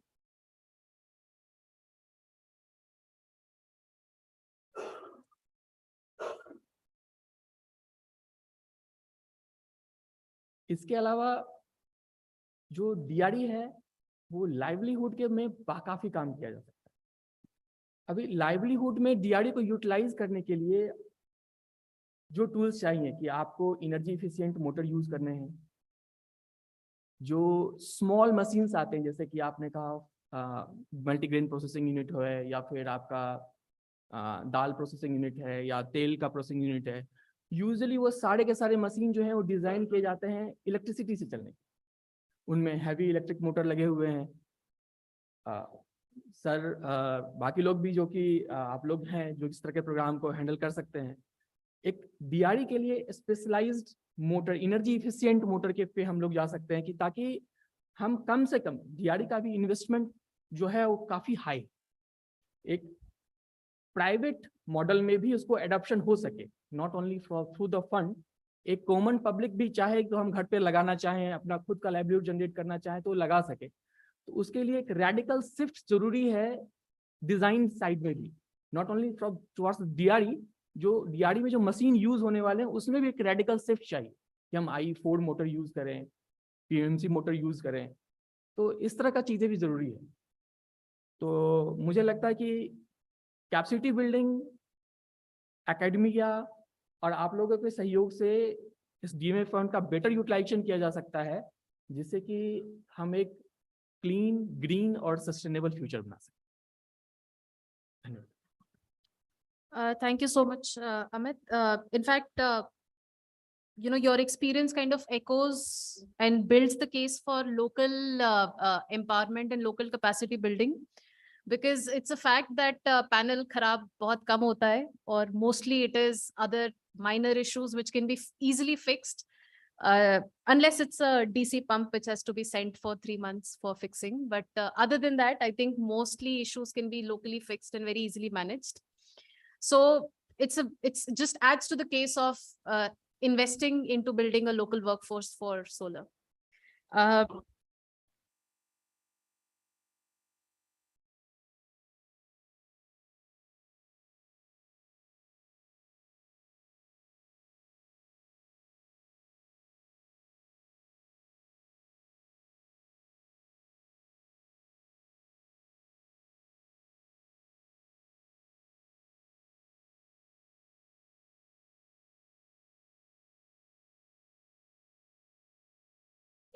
I know कि हमने एक round of introduction किया था, but I think it will take a minute at least. Yeah. Hello. Yeah. So I'm Gaurav Pandey from Climatex, and जो मैंने रिपोर्ट देखा बहुत ही अच्छा कॉम्प्रिहेंसिव है। जो भी इशू अभी तक मैंने जितने भी ग्रिड्स वगैरह किए उसमें जो कंटिन्यूअल इम्प्रूवमेंट का बात आता है तो 4 चीज होते हैं, plan, do, check and act. तो हम लोग प्लानिंग अच्छा करते हैं, हम लोग उसको कार्यान्वित भी कर लेते हैं, जैसे इतना अच्छा बिल्डिंग बन गया, बट कोई ओनरशिप नहीं है, उसको चेक हो रहा है, क्या इश्यूज आ रहे हैं, वो चेक नहीं हो पाता है। तो आपने अपने इसमें रिपोर्ट में तो जो आपका इम्प्लीमेंटेशन स्टेप्स है उसमें कवर किया है कि प्रोविजन फॉर मेंटेनेंस कॉस्ट वगैरह रहना चाहिए, इवन ओनरशिप रहे तो लोग से पता रहेगा कि मुझे करना है। अगर ग्राम सभा को हम ओनरशिप देते हैं या फिर विलेज में एनर्जी ग्रुप बना देते हैं, कहीं कहीं महिला दीदी का कॉन्सेप्ट है कि महिलाएं जाके करती हैं, तो वो उसमें वुमेन का भी इन्वॉल्व, तो उस तरह की चीजें अगर हम करें तो अच्छा है। और जब भी सोलर ग्रिड विलेज की बात कर रहे हैं तो अभी हम लोगों ने मिनी ग्रिड लगा दिया, मिनी ग्रिड लगाने के बाद फिर क्या होगा, उसके लिए रेवेन्यू कहाँ से आएगा? हम लोग कुछ जब भी फ्री दे देते हैं तो फिर उसका कहीं ना कहीं वो हमारे कुसुम योजना में भी देखा गया, बहुत सारे पंप लग गए हैं, कोई ओनरशिप नहीं है, लोग उसको कहीं पानी गिर रहा है, वाटर का वेस्टेज हो रहा है, लोग बोल रहे हैं उसके कारण डिजर्टिफिकेशन की ओर हम लोग बढ़ रहे हैं। तो एक तो मेरे ख्याल से जब भी सोलर विलेज या कुछ बात करें तो एक गांव बेस्ड एक एजेंसी रहनी चाहिए, चाहे उसको हम विलेज एनर्जी फोर्स बोले या ग्राम पंचायत बोले, और एक टैरिफ स्ट्रक्चर होना चाहिए जो कहीं ना कहीं मिसिंग है। और टैरिफ स्ट्रक्चर सोलर के केस में मुझे लगता है कि एक अच्छा खासा टैरिफ होना चाहिए विच शुड बी जो कि डीजल के कॉस्ट से थोड़ा कम या ऐसा रहे, क्योंकि लोग डीजल चला रहे हैं, पीपल हैव मनी टू पे फॉर द डीजल, तो उसको हम थोड़े सब्सिडाइज रेट में अगर हम इसके थ्रू कर रहे हैं और जो कि गांव में कलेक्ट हो, गांव वाले उसको कलेक्ट करें, गांव वाले उस पैसे को फिर यूटिलाइज करें अपने इन हाउस, मतलब गांव के डेवलपमेंट के लिए, किसी को पैसे चाहिए सो दे कैन फंड इट, या फिर उसको मेंटेनेंस के लिए यूज करें। तो इस तरह का कुछ स्ट्रक्चर और टैरिफ स्ट्रक्चरिंग बहुत इंपॉर्टेंट है, क्योंकि अगर टैरिफ नहीं रहेगा, अगर हम बहुत कम रेट में सेम बिजली दे रहे हैं, देन पीपल विल स्टार्ट मिसयूटिलाइजिंग। तो टैरिफ स्ट्रक्चर कहीं ना कहीं होना चाहिए। और एक जो गाना है कौन सुनेगा किसको सुनाए, तो लोगों को जैसे पता नहीं है लगा के चले गए, तो वो रहना चाहिए। तो अगर गांव वाले ट्रेंड हैं, गांव के लोकल लोग ट्रेंड हैं, तो easily people can approach them and get thing resolve at the earliest. So मेरे तरफ से ये point. Yeah, thank you for your comment. In fact, in all the models that we have put in, 100% capex और बिना user fees वाला कोई भी model नहीं है, क्योंकि user fees is very intimately linked to ownership also, कि मैं यूज करूँ तो I have a stake in it also. So in fact DMF has enough money कि अगर उसने लगा दिया तो 10 साल का O&M का पैसा भी साइड में, they can keep that provision as a part of the project cost, but it's counterproductive to do that entirely. They can support partially, but I think whether it is a department, maybe not as much as the diesel cost, but at least the grid tariff cost. So we have suggested that it should be part of the implementation model. So yeah, thank you. Yeah. So in that we have intentionally kept the night High. in Yeah. in the Melinda model, the night tariff is intentionally kept higher because night में क्या होता है कि हम लोग battery पे dependent रहते हैं, so अगर थोड़ा ज्यादा टैरिफ है then people जो कि जरूरत है people will use that only. Yeah. So tariff structuring मुझे लगता है मिनी ग्रिड के सक्सेस में बहुत important. Absolutely. And then जैसे हर्षा ने भी बुलाया कि हम लोगों को एक सिस्टम डिजाइन नहीं कर देना है कि हमने एक बना दिया टेक्निकल स्पेसिफिकेशन, उसको जस्ट फ्लोट कर रहे हैं। जैसे मैं जब चंपारण में काम कर रहा था तो वहाँ एलिफेंट्स आ जाते थे, तो वहाँ पे इशू था एलिफेंट्स का। मैं सुपौल में था तो वहाँ पे फ्लडिंग का इशू है। So every place issues are different. Gumla में लाइटनिंग का बहुत इशू है, वहाँ पे हम सिस्टम डिजाइन करके चले जा रहे हैं, अचानक वो आ जा रहा है, लाइटनिंग स्ट्राइक हो रहा है और इलेक्ट्रॉनिक डैमेज हो जा रहे हैं, सो विच माइट नॉट बी। तो हमें हर एक जगह लाइटनिंग प्रोटेक्शन उतना उस लेवल का नहीं देना है, सो वो सिस्टम स्पेसिफिक करके और मॉड्यूलर डिजाइन होना चाहिए। कहीं ना कहीं 3 फेज सिंगल फेज लोड्स में क्या रहता है कि लोग लाइट पंखा चला रहे हैं, लेकिन किसी को राइस हलर चलाना है, किसी को वेल्डिंग मशीन चलाना है, किसी को कंप्रेसर चलाना है, तो वो नहीं चला पाते हैं। तो सिस्टम में 3 फेज रहना चाहिए और एक मॉड्यूलरिटी रहनी चाहिए उसमें कि अगर मैंने अभी इनिशियली 10 किलोवाट का सिस्टम लगाया, देख रहे हैं कितना यूटिलाइज हो रहा है, वहाँ का अगर लोड इंक्रीज होता है, people have demanding more, then we can add additional 5 kilowatt modular system. सो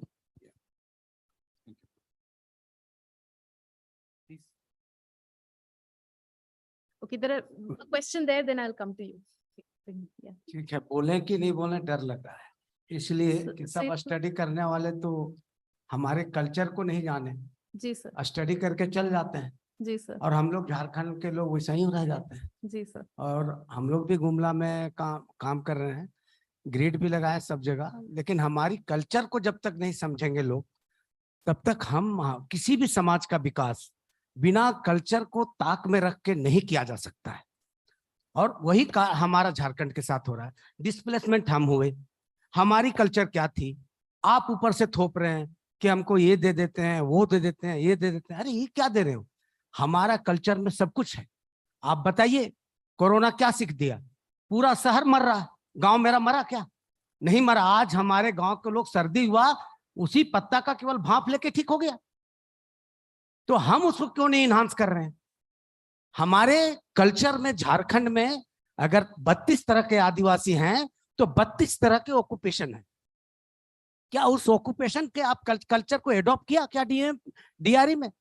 आप हमको कह रहे हैं कि खाली सोलर ले लो, सब ये कर लो, वो कर लो। अरे मेरा जो कल्चर था कपड़ा बुनने का, उनको खत्म हो गया क्या? मेरा मल्हार था, कपड़ा जो पीतल का बर्तन बनाता था एक से एक, वो खत्म हो गया। उसका अब डिमांड पूरी दुनिया में है। पूरा मेरा जो कोहबर पेंटिंग है पूरे झारखंड का, पूरे दिल्ली के एयरपोर्ट से लेकर दुनिया में मशहूर है, उसके लिए कुछ सोच नहीं।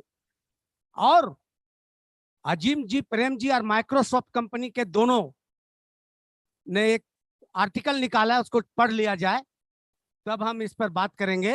कहा कि टेक्नोलॉजी का प्रयोग एक सीमा तक होना चाहिए, नहीं तो ह्यूमन रिसोर्स लॉस में चला जाएगा। और एक ऐसी टेक्नोलॉजी को हम लेके आ रहे हैं कि हमारा ह्यूमन रिसोर्स को भी देखना पड़ेगा। और हम जब बात कर रहे हैं, बस थोड़ा सा ऐड कर रहे हैं, हम जान रहे हैं कि आप लोग टोकने वाले हैं, क्योंकि दिल्ली वाले और बाहर वाले सब वही काम ही करते हैं। आप लोग को दोष नहीं दे रहे हैं, आप लोग को बुरा लगता होगा। हम कह रहे हैं कि मेरे झारखंड में जंगल है और पहाड़ है, और पहाड़ से पानी आता है। क्या आपने फॉलो इरिगेशन का कभी कंसेप्ट सोचा? डीएमएफ पे फंड लेंगे? चलिए आपको गुमला में मैं दिखाता हूँ। फॉलो इरिगेशन के साथ इलेक्ट्रिसिटी उत्पादन हो रहा है, उसको क्यों नहीं कर रहे हैं? जो नेचुरल वे में है उसको क्यों नहीं आप इनको कर रहे हैं? क्यों नहीं? Why should? और इसके बाद उतने ही नहीं, कितने जो डैम बने हुए हैं जहां से फ्लो इरिगेशन आकर के हमारी लाइवलीहुड को 4 चांद लगा सकता है, जो पानी और बिजली का जरूरत नहीं है। ऐसे बहुत साइट हैं, हजारीबाग जिला में ही चलिए ले जाएंगे और उससे 20 गांव का पटवन होगा, 20 गांव का। मैंने एक बता रहे हैं, तो फ्लो इरिगेशन का भी यहाँ पे बहुत एरिया है जो हो सकता है। केरी डायरी मेरे झारखंड में कोयला उत्पादन हो रहा है, हम उस गांव के हैं, मेरा जंगल और पहाड़ बर्बाद कर रहे हैं, और हमसे नहीं राय लेकर के और बाहर से आपने जो स्टडी किया, हम ये नहीं कर रहे हैं आपके स्टडी को, कितने मेरे ग्राम सभा इन्वॉल्व हुए उस स्टडी में? 32। और 32 ग्राम सभा हुआ, उसमें कहीं नहीं आपका आया निकल के कि ग्राम सभा ने ये बोला था योजना, ये नहीं। क्योंकि हम लोग गांव में रहते हैं, जो पानी का आप दिख रहे हैं उसमें करप्शन इतना ज्यादा है, इतना ज्यादा करप्शन है कि 50% करप्शन है। और जो मुख्यमंत्री नल जल योजना, आज वो क्यों हो गया? कहीं पर चापा नल में बोरिंग में पानी नहीं लगा दिया साहब, आप लगा दिए और पैसा ले लिए, तो कौन मॉनिटरिंग करेगा? ग्राम सभा मॉनिटरिंग करेगा। बस 1-2 आइटम ऐड करना हम जान रहे हैं मुझे बोलने के लिए। हमारा कहना यही है कि गांव में आज भी मेरी महिलाएं को इंस्टीट्यूशनल डिलीवरी नहीं हो सकता। रिमोट एरिया पहाड़ में रहने वाले आज भी माताएं मर रही है, और इसका उदाहरण हम दे रहे हैं। क्या मोटरसाइकिल एम्बुलेंस की बात हुआ? नहीं हुआ। क्या प्रत्येक पंचायत में एक स्कूल की बात हो रही? आपने साहब 5000 स्कूल बंद कर दिए। हमको गुस्सा नहीं है, चलिए मेरे गांव के बगल में, हजारीबाग के शहर के बगल में आज मेरी बेटियां नहीं पढ़ पाती, 18 किलोमीटर बगल में, जंगल में कैसे आएगी? है उस जंगल में हम कितना बार डीसी मैडम को, इसको नहीं बहुत हर एक डीसी को दिए कि मेरी बेटियां नहीं आ पाती कॉलेज आने के लिए, उनके साथ रास्ता में जंगल में छेड़छाड़ होता है, एक बस आप नहीं चला सकते डीएमएफ के पैसा से, और उन लोग को बोलते 10 और 20 रुपया तो देगा, क्यों नहीं देगा? इसी कारण से हम लोगों के जो झारखंड में जो ऊपर से जो थोपा जाता है कि मेरे कल्चर में आज 88,000 जो लोग कपड़ा बुनकर थे जो ट्राइबल में, उनको अभी मुख्यमंत्री बोले हैं कि हम सरवाइव करेंगे। तो हमारे जो कल्चर में है उसको आप पहले लीजिए ना, जो ट्रेडिशनल। आप ढेकी हम चला रहे हैं, अभी गुमला में हमारा किसान समूह ढेकी का चावल कर रहा है, तो उसमें टेक्नोलॉजी दीजिए। टेक्नोलॉजी का हम विरोध नहीं कर रहे हैं, लेकिन हम कह रहे हैं कि हमारा जो ट्रेडिशनल जो बहुत सारे ऑक्यूपेशन है और बहुत सारे मेडिसिन हैं, उसको भी इनकॉर्पोरेट किया जाए और उसके बाद ही इसको चालू किया जाए। ठीक है ना जी?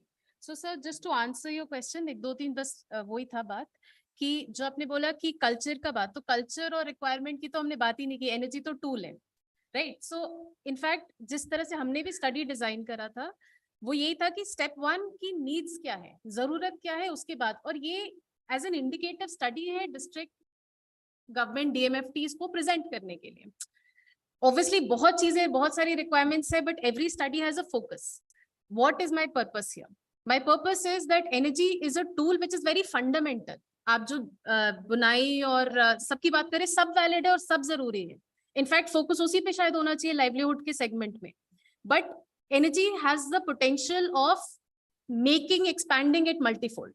जो अंधेरा नहीं रहेगा गांव में तो वो कितनी देर काम करेगा, वर्सेस जब लाइट रहेगा तो कितनी देर काम कर सकते हैं। सो एनर्जी तो टूल की बात हो रही है। उसके बाद आता है स्पेसिफिकली नीड्स असेसमेंट करिए कि आपको कहाँ इन्वेस्ट करना चाहिए। इसलिए it's this a different perspective. It's just what I'm saying. Yes. हाँ मैं तो मैंने right.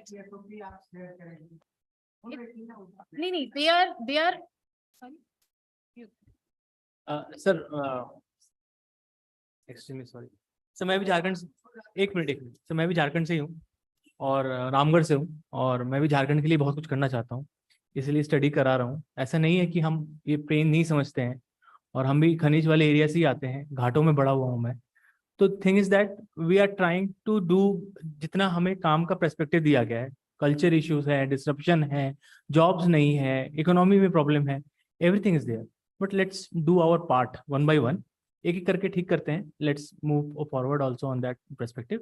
जो आप पोटेंशियल वाली बात कर रहे थे, that we are also doing, we are mapping biomass, small hydro, wind and all. We are trying to do that thing, and that will cover on our next report. I think in a month or so that will also come out.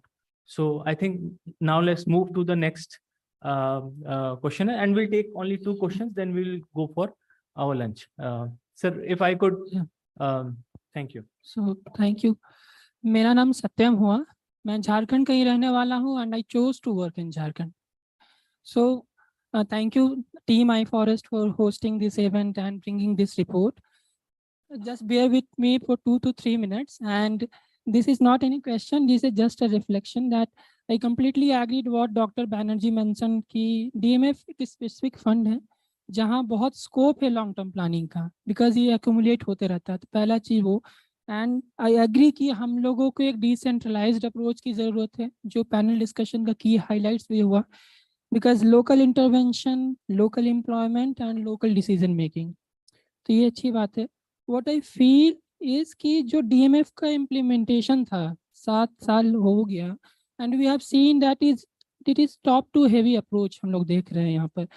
And while we are talking about creating physical infrastructure and tangible asset, I also feel कि हम लोगों को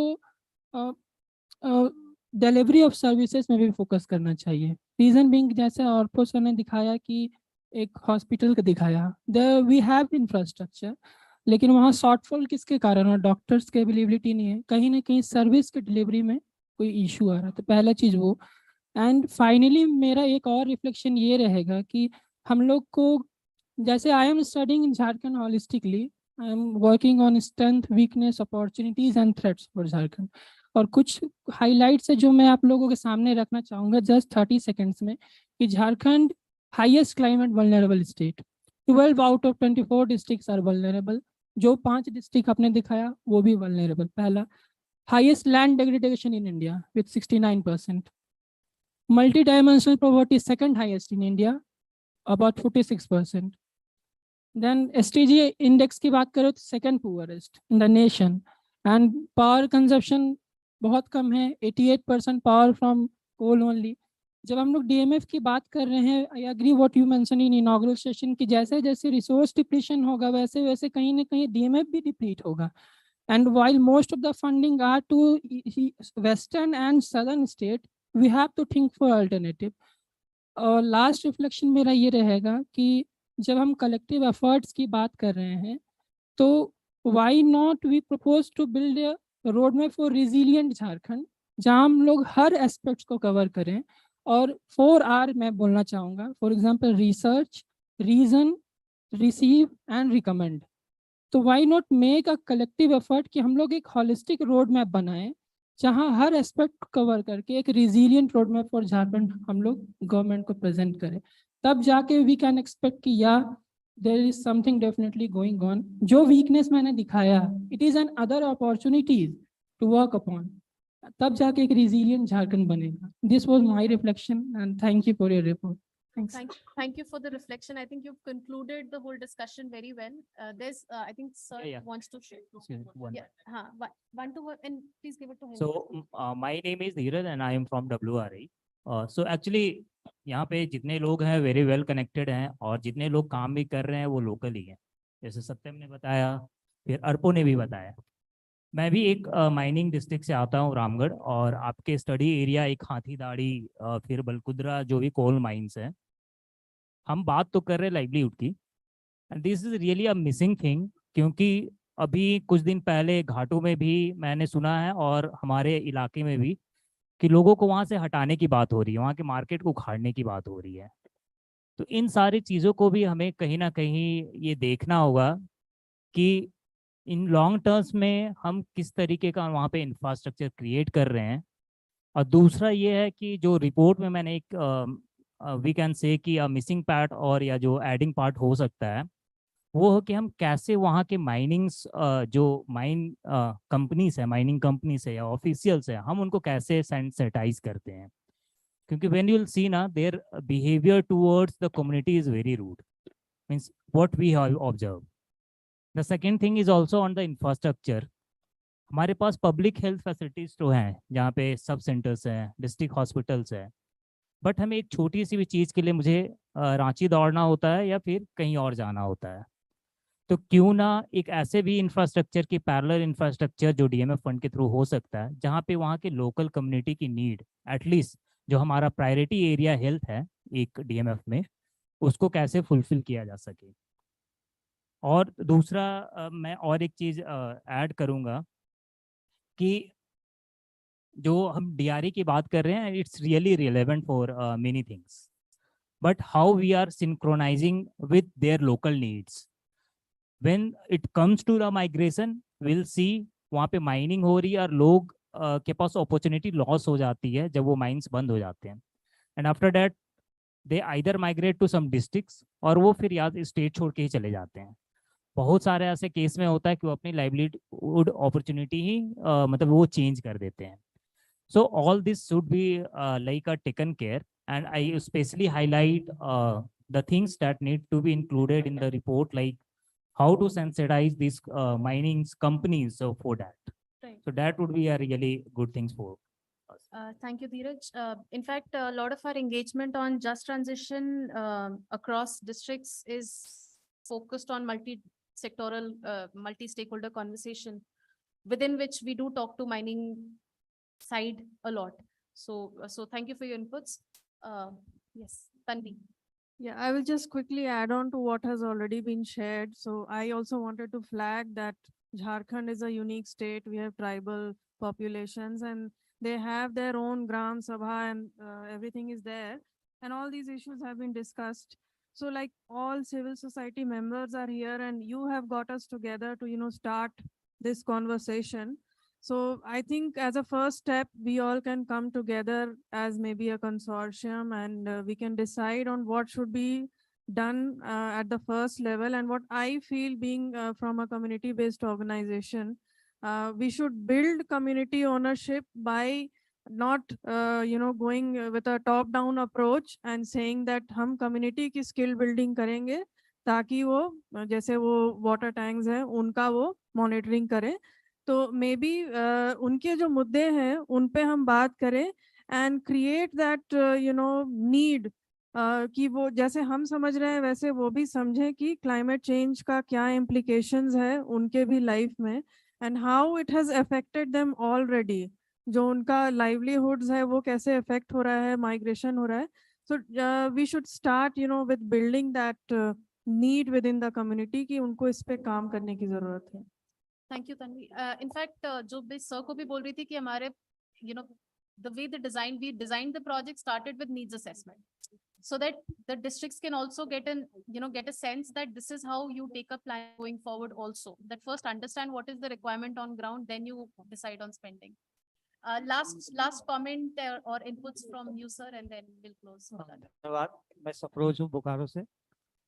दामोदर बचाओ अभियान हमारा संगठन है। अभी पिछले दिनों मैंने 5 जिलों का सर्वे किया डीएमएफ के ऊपर। बहुत सारी योजनाएं ली गई, जैसा कि लोग बोल रहे हैं प्रायोरिटी सेक्टर में, नॉन प्रायोरिटी सेक्टर में भी है। हम लोग ये कह रहे हैं कि हमारे जितने भी लोग हैं जिनको ये लाभ मिलना चाहिए डीएमएफटी का, जो प्रत्यक्ष रूप से प्रभावित हैं और अप्रत्यक्ष रूप से प्रभावित हैं, क्या उनको ये पता है कि डीएमएफटी क्या है? पहला तो ये हमको सेंसिटाइज करना पड़ेगा, संवेदनशील करना पड़ेगा लोगों को कि ये जो पैसा है वो हमारा डीएमएफ का। अगर हजारीबाग करते हैं बात, लोहरदगा बात करते हैं, चतरा बात करते हैं, टंडवा ब्लॉक में 5-5 कॉल ब्लॉक हैं। और टंडवा में ही हमने एक ऐसा सर्वे किया है कि जिस आंगनबाड़ी में वो सामान गया उसमें लाइन नहीं है। तो कितने संवेदनशील थे हमारे डिस्ट्रिक्ट कलेक्टर, जिनके अकाउंट में ये पैसा है, वो रिलीज करते हैं पैसे को, उनके ही आदेश से वो सारी खरीदारी होती है, जो सारे काम हुए हैं। तो कितने वो संवेदनशील है। क्या वो हम लोग हमारे DRE को पैसे देने के लिए हैं? नहीं है। जैसा भी नंजी साहब मैडम बोल रही थी, की बातों से लग रहा था हम तैयार हैं, iFOREST को धन्यवाद दे रहे हैं, फिर भी उनके पास सवाल है कि हम क्या करें। अभी तक जितना भी सर्वे हमने देखा है वो अरबों रुपया का खर्च है।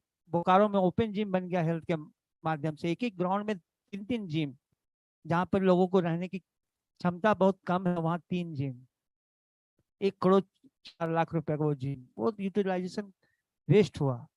हम लोग ये कह रहे हैं कि जिन लोगों के लिए पैसा है, बोकारो में खदान नहीं है, खदान करगली में है, खदान बेरमो में है, खदान गोमिया में है, तो यहाँ से जो प्रत्यक्ष लोग हैं उनको हम लाभान्वित नहीं करके वैसे लोगों को लाभान्वित कर रहे हैं जिनका कोई काम उस पैसे से नहीं है। तो कितना संवेदनशील हम लोग कर पाएंगे।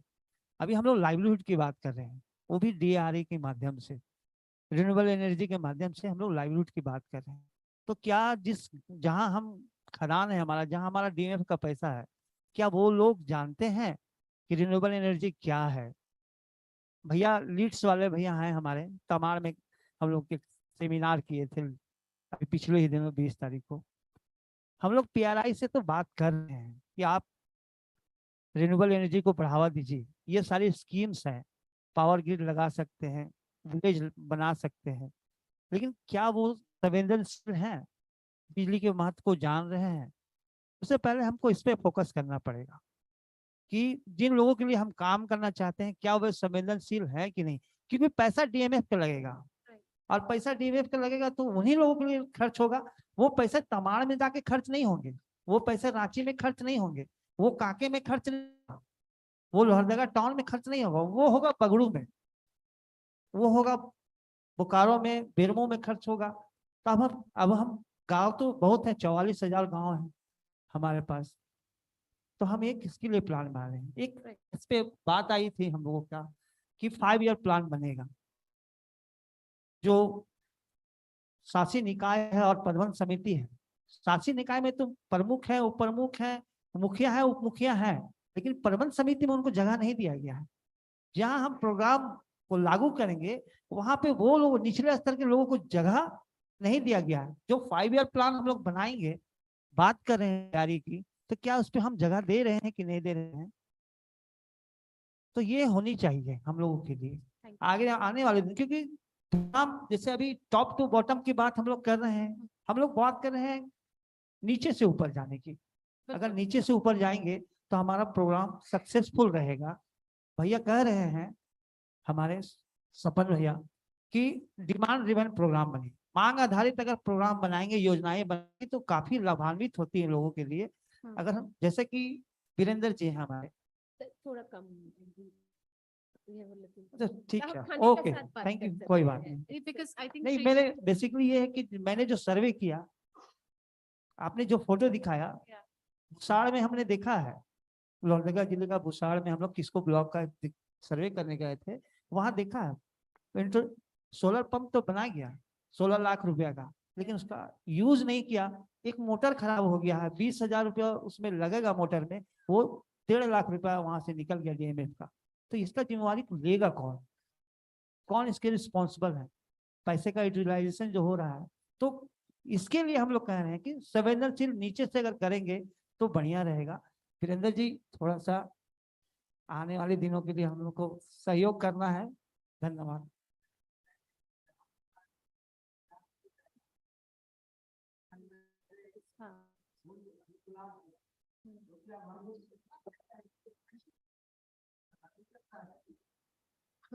I think I'll just request Shrestha to say, I think because it's come down to DMF conversation primarily, so Shrestha is the right person to address it and close the meeting.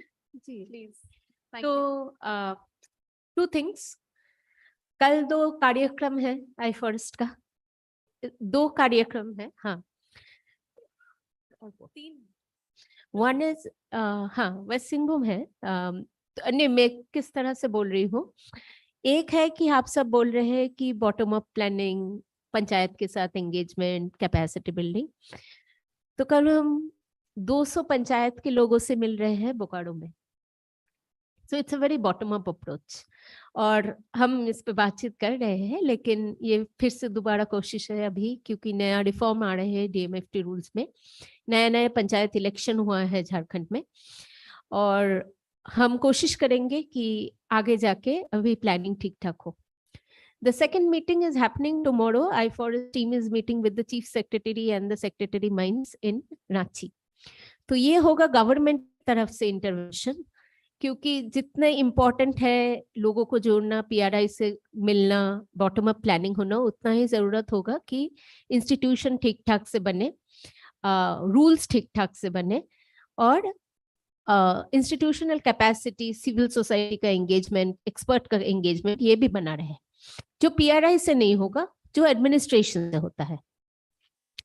तो ये दोनों मिला के what I wanted to point out that there is no one solution when it comes to DMFT implementation. It is as important as PRIs to involve, as important as the chief secretary or the mine secretary or district administration, and most importantly civil society and experts to involve. हम लोग एक report, we did not publish it but we are discussing it, क्योंकि अभी वो समय चला गया है कि DMF को, we all know there have been problems, 7 साल हम प्रॉब्लम डिस्कस करते रहे, बट वी जस्ट डिस्कस कि Jharkhand is actually a classic state जहां DMFT will go away in 15 to 20 years. So instead of just discuss what has been the problem of DMFT in the past 7 years, maybe हमारा problem discuss करने से कुछ अभी it's not coming out, but learning from the problem, I think recognizing the problem is important, but it is more important what do we learn from the problem and what solutions can we arrive at. And that is what we are trying to do. The good news is that the government of India also right now recognizes that there is a need of reforming guideline. So government of India ने एक committee बनाए थे PMKKY guideline को देखने के लिए, प्रधानमंत्री खनिज क्षेत्र कल्याण योजना जो है, जो DMF से जुड़े हुए है, and that PMKKY guideline is also part of Jharkhand DMFT rules, which we all know. तो वो गाइडलाइन के रिफॉर्म के साथ साथ झारखंड गवर्नमेंट में भी रिफॉर्म होंगे, और रिफॉर्म की बातचीत भी चल रहे हैं, and we all are hoping this reform will be for good, but at the same time and there is a lot of engagement on expert planning. So our hope is that, you know, Delhi organization जितने study कर रहे हैं, जो वीरेंद्र भाई बता रहे थे, true, we want that we work with local organizations now on implementation, on dissemination of these findings. क्योंकि हम जब iFOREST में काम करते हैं, और पिछले संस्था में हम जब Center for Science and Environment में भी थे, we always translated our documents into Hindi brochure, जो लोग पढ़ के समझ सके. 50 पेज की किताब कोई नहीं पढ़ता, लेकिन 10 पेज का ब्रोश्योर सीधे लैंग्वेज में what means for people makes a lot of difference. And I feel what local organizations also can do is take these reports, convert into understandable documents which can be disseminated. क्योंकि PRI के पास जाके मैं इतना बड़ा report बोलूं, इतना complicated चीज बोलूं, they are not all knowledgeable. Even I don't know. I am not a technical expert on DRE. So it is not right to, but they understand the politics and they understand what is needed there. तो आप उनके साथ communicate करेंगे, ये document को सरल तरह से उनके साथ कम्युनिकेट करेंगे. That is our hope. We are only coming to engage with you because you take the message there. And after so many years, we are coming back. बड़ा मीटिंग किया, and we hope now to continue being here because we all are over COVID now. Let's bake for it is obvious. पीछे खाना लगा हुआ है, भूख भी लगी है. Thank you very much.